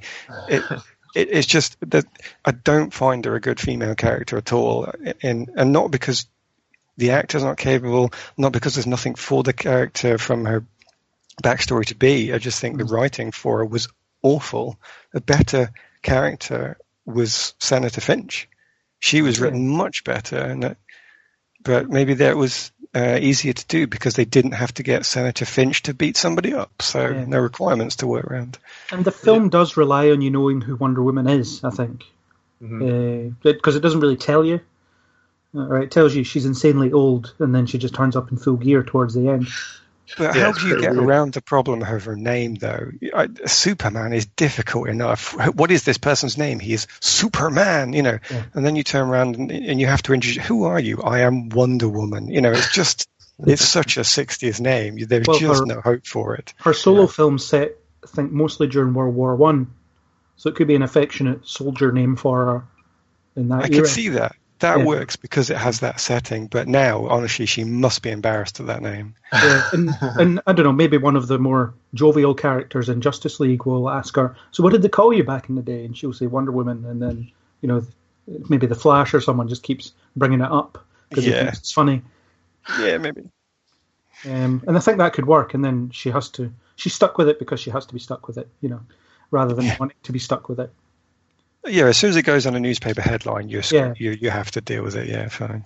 Yeah, but they don't refer to her by name in this film. But Bruce Wayne spends the whole time following her around. Because she wants that photograph that Lex Luthor only has one copy of, and it happens to be on that server in that building. Yes. Because he doesn't. Honestly, she should just say that's my grandma or something. Problem solved. Yeah. Why is she wearing medieval gear with a sword and shield? It's like she was a bit crazy. I don't know. That's actually a bigger question. That just immediately says this is a fake photograph. This is just somebody doing a fancy dress party with really bad taste. Some sepia-toned photoshopping. Her whole reason for being there is problematic. I don't think that they needed... Well, I think it's fine to have her in this film because it introduces Wonder Woman, which is something that's not been done in live action. The closest is in the Lego movie. That was the first cinematic appearance of Wonder Woman, which is depressing when you think about it. Not that the Lego movie's bad, it's just that that's the first time you ever see her on the big screen.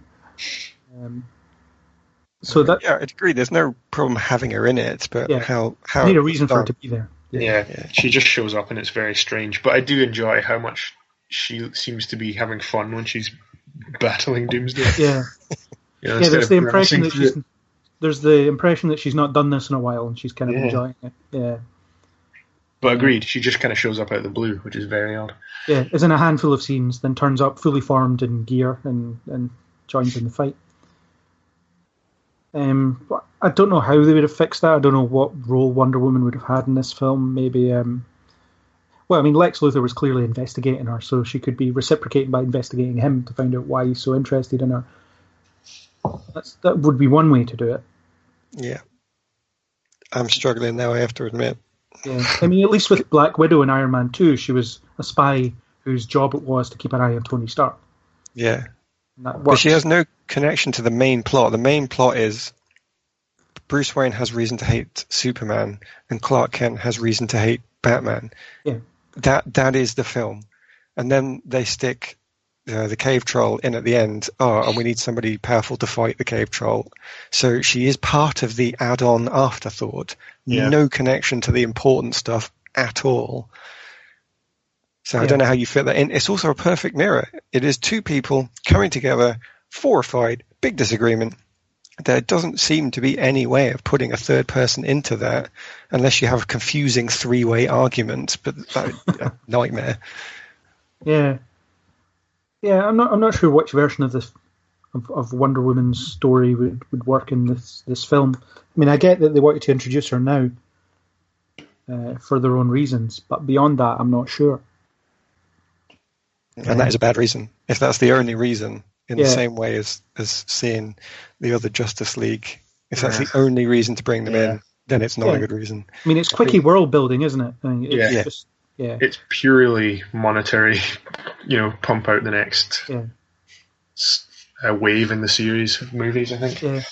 Although, to be fair, Wonder Woman was one of the few things that even people that hated the film kind of latched onto and said was, reluctantly said was done very well in terms of just how she came across and how much it made them look forward to her solo film. And I think, the sort of physicality of that character is done really well.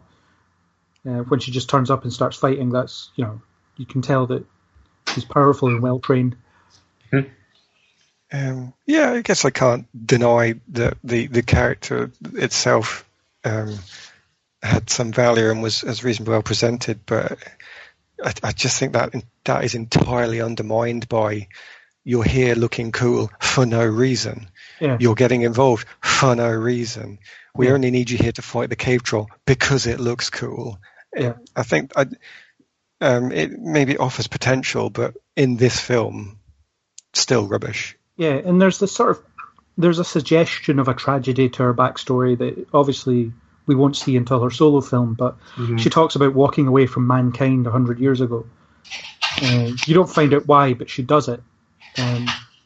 And these events have caused her to come back out of hiding. Again, for reasons that they don't tell you. Why now and why not? Why not during Man of Steel, for instance? Yeah, it's not even teased, so there's nothing really there to latch onto. Yeah, but the idea of, by the end of the film, Bruce Wayne says, I want to form a team and you're going to be on it. And she's like, yeah, cool, I'll be on this team. And I guess, Bruce Wayne needs someone to talk to while he's going around recruiting. So she'll fill that role, I think.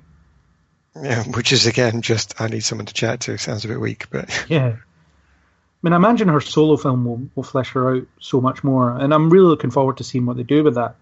Because she does have quite an interesting backstory. And, there's... she's the daughter of Zeus and all this kind of stuff. So they'll have to introduce Zeus as some kind of being of some sort in this universe. Which will fit in, I think. He'll probably just be an alien or something. It needs to be an alien, I think, if they go into magic and divinity. Although, saying that, they have introduced religion. Yeah. Well, they already had magic and Suicide Squad, so... Oh, yeah, I suppose so. It's all to play for. But I think it'll be, I don't know, it'll be quite Shakespearean, I suppose, in some ways, if they do it properly. I'm interested to see. The reactions to the trailer that I haven't watched have been positive. She doesn't do anything in this film, and she's just kind of there. And if you don't know who she is, then the film doesn't tell you either. No. Doesn't her music tell you?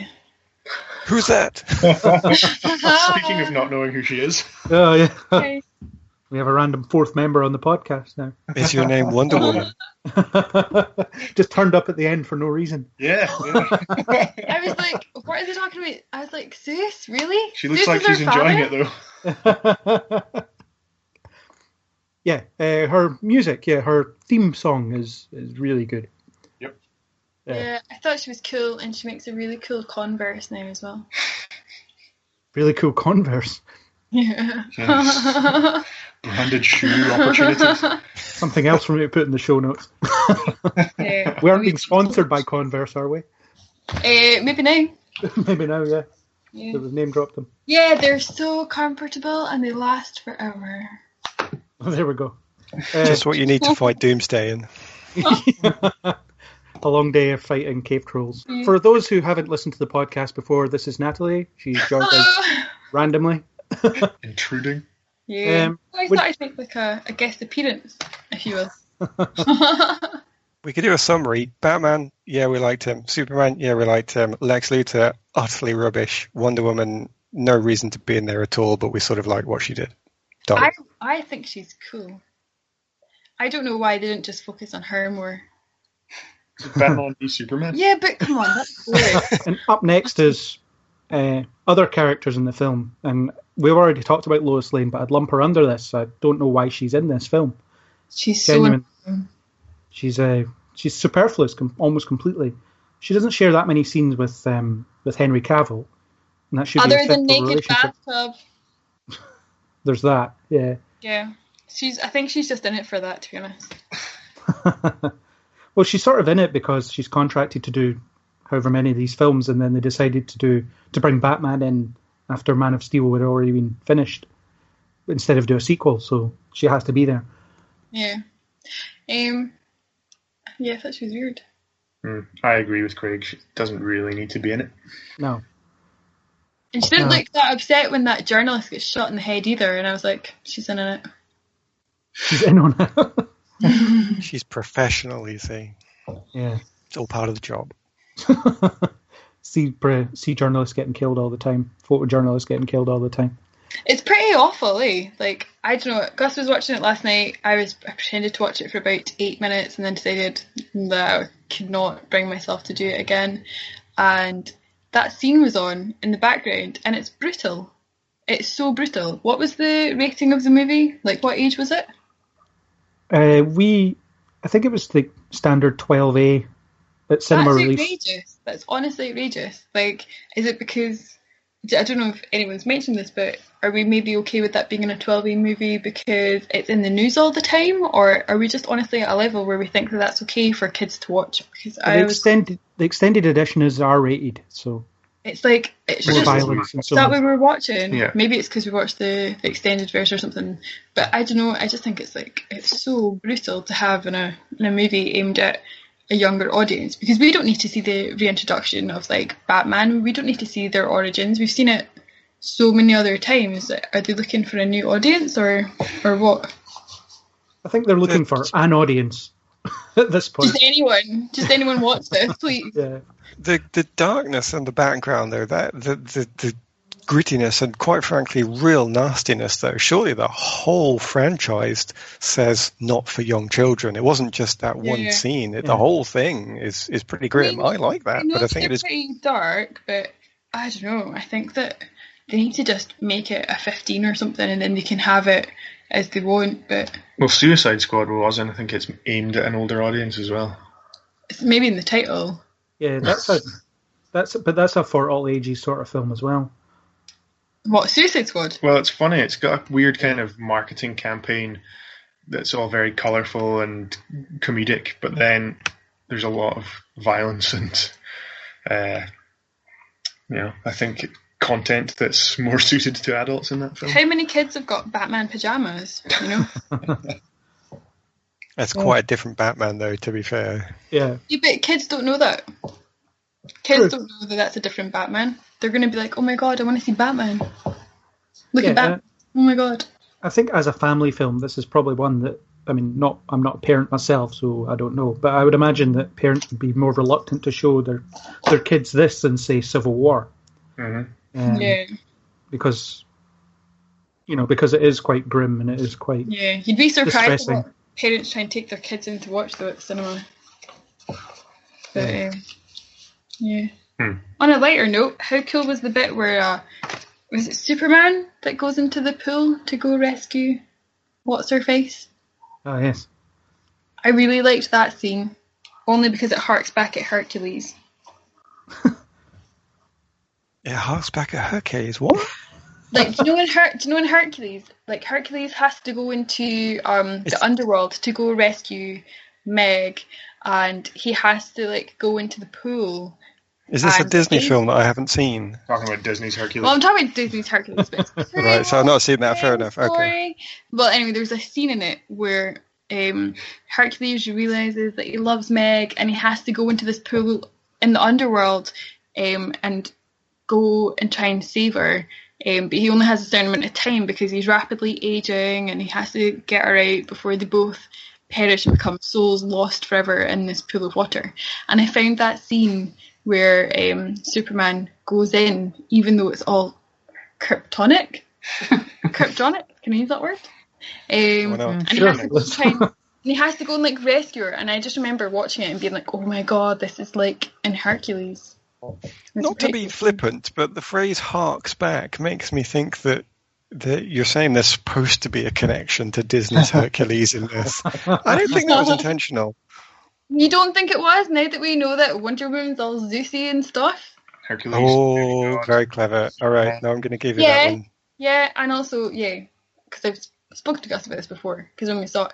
But yeah, Superman is like a demigod, right? Well, kind of. Functionally, yeah. Yeah. You know, and he's got that super strength that Hercules has. We're basically just watching Hercules. Unfortunately, this is also making a disturbing amount of sense, and that's kind of freaking me out a bit. And here's a very radical interpretation of the film. I would never have gone there, Yeah, good. Can't say it occurred to me at the time. I think at the time, certainly in the cinema, I was thinking, oh, this is still on. I guess another secondary character would be Martha Kent. I mean, she's important to the story, but she's also in the film for a couple of scenes. Superman's mom. I think we did cover her as well already. Just that bit where Superman has to phone his mum. I think that's brilliant. I think if she's not in it for too much, but it makes him human. I also like the scene, good reason to be there. I also like the scene where he does turn up in full costume, and they're standing in the cornfield with the whole universe in front of them because it's a nice shot, and she gives him the advice to you can be everything that people want you to be, or you can not do it at all. It's up to you. And helping him realize that he doesn't have to use his powers to do anything. He can just live his own life. But then he's got a conscience, though. Well, that's what he's wrestling with, yeah. But the idea that his mum tells him, you don't have to do this. But could you honestly, if you had a superpower and you were Superman, could you just listen to somebody dying and then be like, oh, I'm not going to bother about that? I don't know how Then selfish I would destroy become if I had his powers. I honestly don't. I don't know how much for personal gain I would use them. I have to be honest, my favourite Superman is in number 3 when he goes mental. That's my favourite Superman. Here's a question. Yeah. At the end, when Lex was showing Superman the Polaroids of his mum, and she had witch written on her forehead. What? I don't remember that. The next time that you see her, someone had wiped that off for her. So I thought that the hostage takers were quite nice to have, scrubbed her. When did he do that? Maybe it was maybe it was just ink that washed off because she was sweating so much. Maybe. But she looked, oh my God. for a hostage, she looked quite presentable when they were kind of holding her in that warehouse. Is that in the extended one where they write witch on her head? Because I don't remember that at all. No, it's in the photographs, Really? Yeah. He's telling Superman how the mother of a demon must be a witch. Oh, he's not a demon. Oh. He is, according to Lex Luthor. What other side characters were in this film? I think there was actually a kind of small amount of non-main characters, I suppose. Perry White, yeah, who's, Lawrence Fishburne decided he was in some kind of screwball 1930s journalism comedy. Yeah, he's very strange at every opportunity. It's when he just randomly walks up to people and tells them what they're working on today, He also has the worst ideas for newspaper headlines. Is he not supposed to have that, though? Is that not, part of who he is? Maybe he's supposed to be a legend in the industry, so...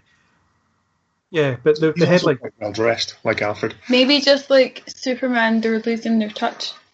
There's that headline at the end that desperately needs a comma. Yep. It's what's it, night of whatever, morning of morning or something.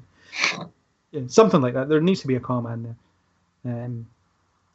Did anybody else get a Spider-Man Jameson vibe actually from that. Just saying wacky over the top things. Yeah, a bit. Yeah, I suppose. If anybody remembers the New Adventures of Superman, Perry White was kind of eccentric in that as well, with all his Elvis references. Aww. Who was the guy that played Superman in that? Dean Dean Cain. Cain. Oh, I liked him. Is he dead now? No. Oh, I still like him. He has he has a recurring role in Supergirl. Oh, is that on now? It will be in October. Okay. But the first season's out there if you want to watch it. So I'm looking forward to it. yeah. Anyway, Perry White, he's in it, but he just kind of sits there and chews the scenery for a couple of minutes and wonders where Clark Kent goes, but doesn't do anything about it. Why are we still in the whole people don't know who he is? Because hasn't there been one where people do know who he is? He was in the previous Superman film, yeah. And isn't that the same as like Batman? Don't people now know who he is either? Why do people keep on forgetting? And why does it matter that they're still anonymous? These films are reboots of the previous stuff, so anybody that knows their identity doesn't necessarily know it in this one. Damn it, I can't handle all these frickin' timelines. Unless you're a mental super genius. Or slightly observant, I suppose. Oh, I mean, not many people have those cheekbones or a jawline, so... Well, it's the thing where, Clark Kent doesn't even make any attempt to hide his physique. So, when he disappears all day... when you have it, so... Well, because otherwise people might start thinking you're Superman. Yeah, but I mean, they don't, so it's okay. It's obviously working. It's obviously working for him, that whole hiding in plain sight type thing. Yeah. You mentioned Senator Finch, and she was quite interesting as well. I thought she was actually a good female character in the sense that she had a reason for being there. She always did things that were relevant, and she was actually emotionally and strong and clever. Yeah. Much better. Much better role model. She's way cool. I actually didn't know, but fair enough. I can't think of any other side characters that they really cover. In the guy who gets his legs blown off. They weren't blown off. Yeah, he's in 3 scenes, 4 scenes. He claims the Superman statue and graffitis it and stuff, right? Yeah. He's more a plot point than anything else. Yeah, but I feel like he's pretty important to the whole movie. But by the time you get to Superman and Batman beating each other up, it feels like that happened 4 movies ago. Yeah, you're right. It does. Yeah. Mm-hmm. So I suppose that takes us on to key scenes in the film. Mostly, we've talked about the Wayne murder, which kind of follows as a thread throughout. I really like seeing the Metropolis battle from Bruce's perspective because you don't get a good look at what's going on. So you see heat vision coming out of buildings and things like that, and it's everything's trashed and you don't quite know what's going on. It's like it gives you a good indication of. Is that at the beginning? Yeah. And he's looking at everything, and there's that big thing in the sky, and I was like, "Why are you going towards it? Why is anyone going towards it?" Because he's Batman. Yeah, but he doesn't have any powers. He can't do anything. Because he's Batman. That's the good reason. Money's not going to stop the bad guys. He's a hero. How does he do? Because he's running the opposite way from everyone else. Because he's rescuing that rogue child who happens to be the only one that survives. Like, what? There was a few survivors kicking about. Yeah, but all of them they were old enough to be there. There's some things I like about that battle in that I imagine what he's seeing is probably perfectly synced up to what was in the last film. But that also troubles me in some ways because someone had to sit and kind of map out the entire thing just so you could see it from where Bruce would have seen it on the ground. I think it's cool. But it brings in an interesting perspective, because it is the human perspective of what's going on here. Everything's falling apart around them and no one can really figure out why. Mm-hmm. In the last movie, did people know that Superman was Superman? Well, by the end of the battle, they know that he saved them. No, but in the one from the last movie, where we see the end fight scene at the start, that's like a Superman battle, right? So yeah, he's beating up Michael Shannon. Oh, Michael Shannon. Yeah. Yeah, it's supposed to be the Bruce Wayne's first encounter with the idea of what Superman can be, and it's his kind of unrestrained power, and when that power is unrestrained, there's lots of collateral damage, and that's something he won't stand for, especially when some little girl that he doesn't know almost gets crushed. Mm-hmm. But if it's to save the world... Well, I mean, there's a lot of criticism about Man of Steel, about how Superman didn't even try to get the battle out of the city. And it's kind of playing on that. So, yeah, okay, he stopped Zod, but at what cost? But they seem to have an awareness now, of people being like, why the hell are they doing it in the city and killing a bajillion people? Yeah, well, it just so happened to be where Zod was at the time, and Superman flies in and tries to take him on. That's like a key common theme for all of these superhero movies. An awareness of death that seems to be... Well, they want to avoid civilian casualties. Yeah, they do now, because everyone said, why the are they doing that in the city? Well, yeah, then they ham-fistedly talk about it in this one and say, hey, look. Hey, if the Avengers care about this, so should we. Did you notice there's no one around? It's a good job that it's the end of the working day in Metropolis and no one's around. I was thinking, have you ever seen a city or any sort of district of a city completely empty out like that? No. Yeah, Batman versus Superman. All the hipsters would still be in the bars and things. What hipsters? Because there'd be all these like derelict, buildings that had been transformed into hip joints. I don't think you know the same place that I do that exists. There's no hipsters that exist there. What, in Gotham? Yeah, Gotham does not have hipsters. What about Metropolis? Nope. No hipsters. No one has time to be a hipster because they're too busy either being stuck on a bus on a bridge that's getting attacked or reading a newspaper on a bench being attacked. So no space for hipsters. Yeah, what did everyone else think of the Metropolis battle from Bruce's perspective? To get back on topic here. Did that answer your question? I already said that I like that it mirrors the action from the last one, but then it also kind of troubles me that it's probably so accurate. Yeah. Yeah, the one image that sticks with me is the heat vision just flying out of the windows and stuff of that building. And I remember the scene where that happened in Man of Steel, and from the outside it would have looked exactly like that. Just all this destruction just coming right at you, with no one really seeming to care about it. Mm-hmm. I think it was quite 9/11-esque, a lot of the sort of street-level clouds of dust sort of billowing towards Bruce Wayne. Yeah, do you think filmmakers should stop homaging 9/11 in films? Well, I don't know. They seem still pretty interested in... pretty big cultural event, I think, so... Yeah.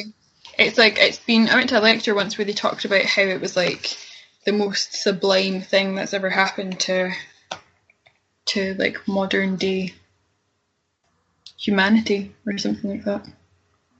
Yeah. Yeah. Aaron, what are your thoughts on the Metropolis battle reprise? To be fair, I think you've kind of covered it. I'm happy. I think what Angus said about it, somebody has gone through it and made it accurate. I actually quite like the dedication that somebody's done that, because it shows they have some care about what they're doing. And I've seen too much where it's all just been a bit slapdash. Just do this. Just put that in. It'll be fine. I don't like to see that. I like the effort. Especially in Man of Steel, when you don't get any sense of geography at all. You don't get any sense of where they are in the city. And just when it looks like the whole place is leveled, there's more of it to level. So it's interesting to see, the ship goes here. And I imagine there was a bit of artistic license taken with it to make it kind of make a bit more sense. But no, is there going to be another one? Yes. There will be many more. Because I'm just wondering what the city's going to look like afterwards. We never really see much of the actual destruction and stuff from afterwards. Yeah. I don't know. It all seems to be pretty well fixed by the time you get there the next time, doesn't it? We've managed to not talk about the main event throughout this entire podcast. So, the title of the film, Batman v Superman, how was the fight for everybody? Loved it. Did like it, actually. I like the fact that it opens with one of them trying to talk to the other and the other one being just too angry to deal with it. Yeah. I like the fact that clearly at the start, only one of them really stands a chance, and they don't make too much of a meal of that. It's just clear Batman would lose until he starts having to be clever. If I wanted it, you'd be dead already. Yeah, it's clear and it's obvious. And it actually does something well that I've disliked in so many other action scenes. I really dislike it in a lot of combat on TV and film where they throw each other around a lot. There's no need for that. If you can just knock somebody down with a sword thrust or a punch or shoot them, then surely you would do that. Why do people insist on throwing each other around a lot? But here, it's a way of put Bruce down, stay down while I talk to you. I can't hit you because you would die. Therefore, the only thing I can do is try and slow you down by pushing you into something. So appreciate that use of something that's overused. Yeah, I think the Superman Zod fight kind of suffers from them just being able to plow each other through buildings and walls and anything that's nearby, and so they end up just kind of flying around and too much destruction. Whereas I'd agree that in this fight it's very one-sided and then gets one-sided the other direction after all the gadgets come into play. Yeah, I mean, Superman versus Zod was two invincible people hitting each other, and that's not interesting because they're invincible. So it just becomes about what they can break when they hit each other, and you do get the sense that it's kind of two gods fighting it out, and that's slightly interesting. But the whole how would a human tackle fighting Superman, and how would Superman tackle fighting a human is an interesting one. And obviously they're making a lot of reference to the Dark Knight Returns, the Frank Miller story that was also made into an animated film. And I believe you have not seen it, I'm afraid. Yeah, it's a really good story. It's basically similar to this. Batman is old and has gone a bit rogue, and in that story, Superman is a function of the government, so he steps in to bring down Batman because the President of the United States tells him to. And it's sort of set in this Elseworlds future where you don't really have to explain the motivations because this just isn't the Superman that you know. It's a future version of another one, and it gets away with it in that sense. Yeah. But in this one, obviously, it has to feed into whatever world they're trying to build, so you can't. So Batman is slightly older, but he's not old to the point where he's irredeemable in terms of his methods. And so when they fight, they're fighting for the reasons they've set out in this film, rather than Batman has just gone off the reservation completely. I think in that way, the fight scene as well builds nicely up from where they've set it. It does actually start out as a disagreement that can't be resolved. So it's almost like it does have a purpose. We would advertise this thing. These two people are going to fight. It was almost like a wrestling match where you're just going to see people thumping their chests. But here, the rest of the film does actually build up to it very nicely. Although only, I think, in the extended edition do you actually get that why both of them are at the edge of their tether. In the theatrical, you don't really get that so much. Although in both versions, Superman is coming to Batman for help. He's not coming to fight. It's just, Batman starts the fight. And in this version, it's 2 hours in. It's actually over 2 hours in before you've seen an entire film before they start to fight. Yeah. Yep. But yeah, I like how the fight was handled, and I usually hate when they have to depower someone just to make a fight have more stakes. But in that sense, it's interesting because Batman, he could obviously just, I don't know, make kryptonite bullets and shoot him, and that would be over. But I think I get the impression that he really wants Superman to know who beats him before he gets killed. Mm. And that's interesting. Batman wants to win in every sense of the word, rather than dealing with, rather than just kill him. So yeah, it's an interesting fight. Although a lot of people have criticised the fact that you wait like an hour and a half, 2 hours for it, and it lasts 8 minutes. Surely there's a natural limit to it, because it can't go on too long before you know that somebody has to win or die. So there's got to be I mean, if you've started picking Batman up and flying him across the city and then throwing him into various buildings and so on like they with Zod, it just would have become ridiculous. I think it was what it needed to be, and the only solution to it comes too late and it doesn't last long enough relative to the rest of the film length is to cut down the rest of the film length. Yeah, I think it's the right length. I agree. So. I don't want to see them just duking it out for hours on end. Although the way the fight ends has been divisive. You know, when Superman says Martha, and it snaps Bruce out of his rage, because he hears the name, and I can understand why Superman said the name Martha instead of Mother, because it gives Batman enough information if he's about to stab him to then go and save his mother. Mm-hmm. Yeah, I would agree with that. There's definitely. I was actually happy with the reason he's saying that. Unfortunately, the way of getting out of the fight, again, it doesn't seem to have anything to do with the main plot of you're trying to be human. I've gone off the rails, and I think I should brand somebody. It is. It because it doesn't connect into anything we've heard before. You're right. It does kind of work, but it's a shame that it's just completely unconnected. Yeah, it kind of goes against his. If there's a 1% chance, we have to take it as an absolute certainty, unless his mum has my mum's name. Yeah, although the idea is, or at least I think the idea they're going for is that it helps him realise that he isn't just fighting a faceless, powerful alien. He is fighting someone who was raised by humans and is therefore by definition human in a lot of ways. And it's just the name happened to sync up to help him realise that. I mean, if Clark's mother's name was Louise, for instance, it would have been it might have ended differently. I think though that's the good ending to a different build-up. Yeah. So so it's fine, but it's still. It's a different story. You can see what the writers were trying to do. It just doesn't feel like they kind of delivered exactly on the point about his humanity. Yeah. Just wasn't kind of hammered home enough. And I'm guessing that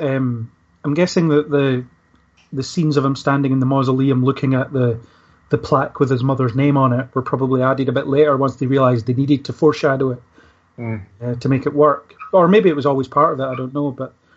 It does feel slightly tacked on, but I think it does kind of work, and it's interesting that it plays up the fact that their names are the same. The mother's names are the same. That's existing canon, then, I guess. Yeah, and obviously the thing it keeps coming back to is as well is it's his dad's last word, isn't it? Mm-hmm. As he's dying, he says Martha, and then it sort of works, but sort of doesn't. It's just quite funny how he does a complete 180 as soon as the name's mentioned. Yeah. Just makes them both mama's boys in the end. Yeah. It's a film about mummy issues, essentially. Which Civil War almost was in some ways, but that's a different podcast. So we've talked about Batman's rescue of Martha, how awesome it was. The Arkham Asylum scene. We talked about that earlier. The final fight sequence we also talked about, where it's just a mess of rubble and lights and cave trolls. And cave trolls, yeah. Although, obviously, Superman valiantly sacrifices himself for the greater good. And that was quite brutal as well, actually, seeing him getting impaled like that. It's also Wonder Woman's fault, because she cuts Doomsday's hand off and causes it to become this impaling appendage. So, yeah. But yeah, that's sort of I thought the sacrifice was a bit tacked on as well. I just think that there'd been too much going on for him to suddenly want to kill himself to save the world. Well, the whole thing with Doomsday is a tack on, so nothing about that he could really do is going to save that. Yeah. Yeah, obviously, the fact that Doomsday was in the film tells you that Superman's going to die because there's no other reason for Doomsday to exist. That's why he was created. That's why he exists. Yeah. And he is just a mindless beast. So all he does is tear apart everything in his path, which includes Superman. And I think the sacrifice is, I don't know, is it supposed to be him fully accepting that Earth is his home and he's going to defend it, or... It's just the natural end of the religious plot. If you make a character Jesus, then he has to sacrifice himself for the sake of the world. It's you've built that corner that you must then go into. So it's a shame that it comes to that, because it's the idea of him being a religious figure is a good idea. The idea of him having to sacrifice himself at the end and make that ultimate, it ultimately proves that he is actually a good character, because there's no coming back from that, and it is the final choice. Yeah. But it doesn't really seem to fit into the rest of this plot, where he's, oh, what should I do? Who should I choose to be? Because the only thing you're left with is, oh, I should choose to be Jesus. And it's all, it's all a bit too, these are two really good plots. Probably don't want to see them together. Probably I could have had them in separate films. Yeah. Well, the death of Superman is a big comic story, and they were always going to adapt it eventually, whether people like it or not. But 2 films in, probably a bit soon. I thought if the whole Doomsday thing had been the 3rd film, it was the logical conclusion, as you've been saying. It had to happen with the whole Messiah sort of narrative. But yeah, I don't think it was handled all that well, and especially with the whole fight being, in an unpopulated area. Yeah, Doomsday's causing a load of destruction and would go on to do so if he was, if he wasn't stopped. But it just feels a bit too immediate, and Superman just sort of throws himself in there and almost for the sake of it, just because he has to die as part of the plot. Yeah, but then, I'd have given the spear to Wonder Woman personally. Well, it doesn't kill her, and she's just she can take it. Yeah. So. And she's clearly been presented as somebody much better in a fight than every other person on the planet. So, yeah. Actually, that when Superman turns up and meets Wonder Woman for the first time and asks Batman, "Is she with you?" and he says, "I thought she was with you." I mean, obviously it's a trailer joke, but it makes no sense. Well, that's because he's got no reason to be there. It can't make sense. Yeah. But Batman's the one who knows her, at least slightly. So, no, she's in costume now. She's not in an evening dress. Totally fooled by that. Yeah. It was a bit messy, that whole sequence. But yeah, I'd have given the spear to Wonder Woman, or maybe Batman could have picked it up and snuck up on Doomsday while the superpowered people were distracting him. Mm-hmm. But Superman had to die, so he did. He has to die because he has to die. The plot needs it. Yeah, bad reason to do it. Yeah. And I thought the funeral scene was eye-rollingly bad. They'd really need to stop using Amazing Grace in funeral scenes in films. I wonder if there was a better hymn they could have picked, actually, that would have fitted more about the choices that a human being makes, rather than going for, let's pick the one about slavery, because there was no connection to slavery in this film whatsoever. It also always makes me think of Wrath of Khan. Fair enough. Because when Spock's funeral, it's that music that's used. Yeah, and I'm sure I've seen it in other genre films as well. It was pretty cliched. Yeah. The way it was handled. And there was there was the soldier's funeral, and then the farmer's funeral. Yeah. Yeah.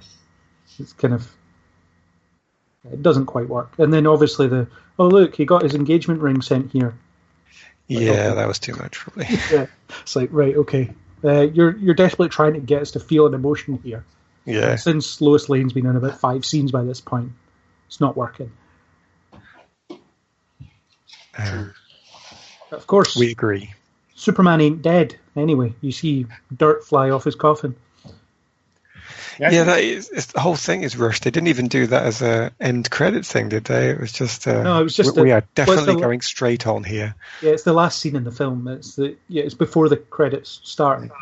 I felt, or I remembered from seeing it the first time in the cinema, that you saw a bit more of the dirt rising, but then in this extended one, that I Maybe it's a just little bit watched. less, yeah. Yeah, it seemed a little less. Like it was more ambiguous in this. I felt in the cinema you were like, oh, he's back, or he's going to be coming back. But in this, it felt a bit more like the end of Inception or something, where you're not quite sure. Yeah. Yeah, I mean, he'll obviously be back because the Justice League needs to be the Justice League. But yeah, I do quite like the idea of the team getting together as a tribute to Superman. Actually, the idea. But Bruce being suddenly so sentimental at the end, I failed him in life. It's just, where the hell did that come from? Yeah, it's like I misjudged him, maybe, but I totally failed him in life. Again, it's two films rammed together to get that level of change. It's like Diablo in Suicide Squad when he says, "I'm not going to lose another family." It's like, okay, you've worked together for 5 minutes. Calm down. Yeah, misjudged him would have been the better reasoning for But the idea of we don't have this superpowered alien to protect us from bigger threats anymore. We need to all come together. And that ties into the vision that Bruce had earlier in the film, where he's in a post-apocalyptic wasteland with Omega symbols drawn on the floor, and he's trying. And he sees that Superman has taken over, but you see Darkseid's minions and the Parademons turn up and stuff. So there's no way that Bruce Wayne would just imagine that. Yeah. So where he gets the vision from, I don't know. Well, it's just all crammed in, isn't it? Justice League. It's got to be in there, so there it is. Yeah, it doesn't have an explanation. I mean, I quite like the hint of the second dream. It's where the Flash is struggling in a time portal, trying to warn him about something, and then disappears. And at least I read that as that's really happening, whereas the nightmare didn't, obviously. I think that whole stuff is all just very kind of confusing and kind of crammed in, and I think for audiences or members of the audience who aren't kind of as clued up will probably just be confused by it all. Yeah. Although, I mean, it brings us on to the whole wider universe context that this film tries to rush through. You've got like good cameos, or good use of cameos and bad use of cameos, and I think clicking on YouTube videos of other superheroes is bad use of cameos. But I actually think the Flash coming back in time to warn Bruce Wayne of something is a good use of a cameo. Because it's a bit of a mystery of who this person is and what they're warning him about and what's actually going on and what's going to happen, rather than just, here's a 30-second clip of him doing stuff. Yeah, but that's kind of... They do that in Suicide Squad as well, where they introduce characters and then it's like you've got to read their bio to find out their backstory. Their on-screen bio. Yeah. I mean, so this film teases Aquaman, The Flash, and Cyborg, as well as Wonder Woman, all through YouTube videos, where someone at LexCorp has actually made their logos already, so that's useful. Yeah. Someone spent time designing those and applying them to the links that they click. Yeah, it all feels fairly forced and all very kind of just shoved in to introduce the idea of these characters and that they're going to be called upon, or that the next sort of the next crusade will round them all up and then bring them together. Yeah, they'll assemble to avenge Superman, or they'll form a league to preserve justice. Yeah. Aaron, what's your thoughts on the cameoing of those three heroes? Oh, well, it's the same as Doomsday, isn't it? It's just another film. It's a separate film that was put in because it needed to be put in.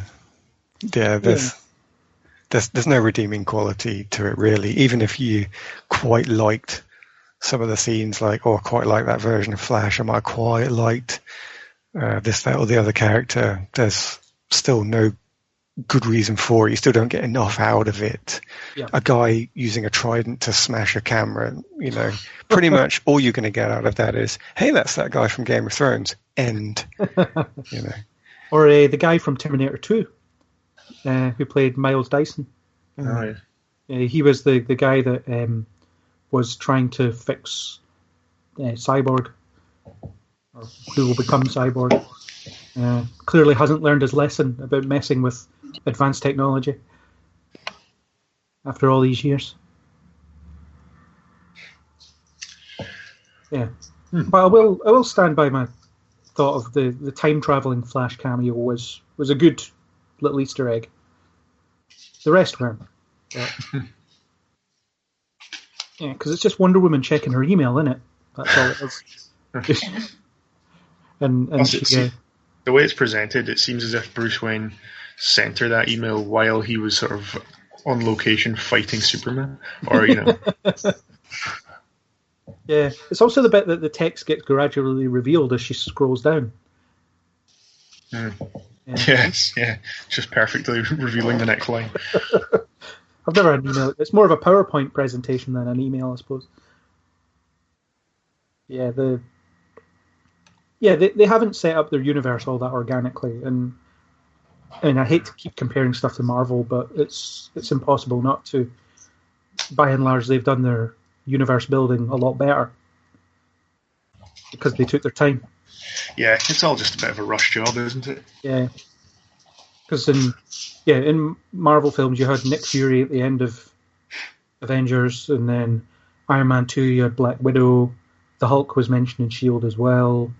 Eventually you had Hawkeye and Thor, the first Thor film, in one scene, and so on and so on. Have there been post-credit sequences in these DC films? There's a mid-credit scene in Suicide Squad. Right. I wonder if they were sort of deliberately shying away from that because it's so kind of linked to Marvel now.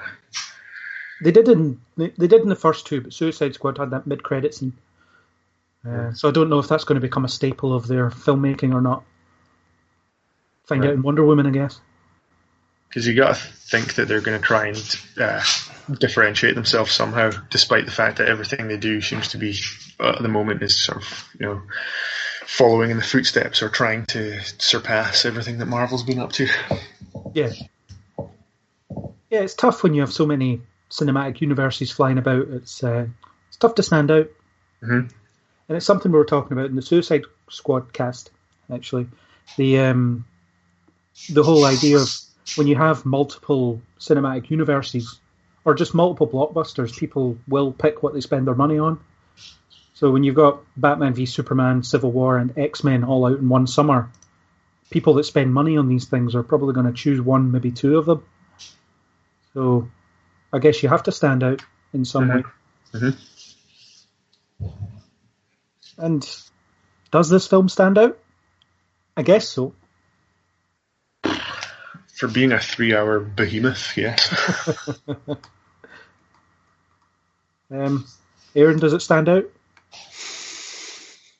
It stands out for me because of tackling of relevant issues for today. So I'm going to say yes, it does for that reason, because nobody else has really gone down that angle, I don't think. Yeah. Maybe Iron Man 3 with his psychological issues is relevant, but no, I quite like the politics. Yeah, there's a sort of NSA spying S.H.I.E.L.D. sort of plots throughout some of these Marvel movies, I suppose, that kind of mirrors. Particularly Winter Soldier, yeah. Yeah. But it's not every day. It's not the stuff we see on TV, no. Whereas we're all seeing just with the Iraq inquiry just come out now for Brits. I mean, there'll be plenty of equivalents across the world, America and so on. But just for the Brits, should you get involved in another country's affairs? And if you choose to do so, what are the consequences? We're all seeing that on TV. We're all making those judgments of our own leaders. It's just so much more relevant than all the secret organizations going on, which is very interesting to see, but it just doesn't have quite that relevance. Yeah, and it would actually be really interesting to see a Superman film that is about that on its own as well. And I don't know that what comes down to the two film theory again. Yeah. I don't know what kind of form that would take, or who he would be, who his ultimate antagonist would be, but it would be interesting to see a Superman film where he is, after being revealed to the world, trying to find his place in it. And that does happen here, but it's kind of sidelined in a lot of ways as well because of all the other stuff they're trying to throw into one blender to make this whole cinematic universe thing work. Yeah. So after this, we'll have Justice League and Wonder Woman next year, although they're not in that order, it's the opposite order. Anybody excited about them at all?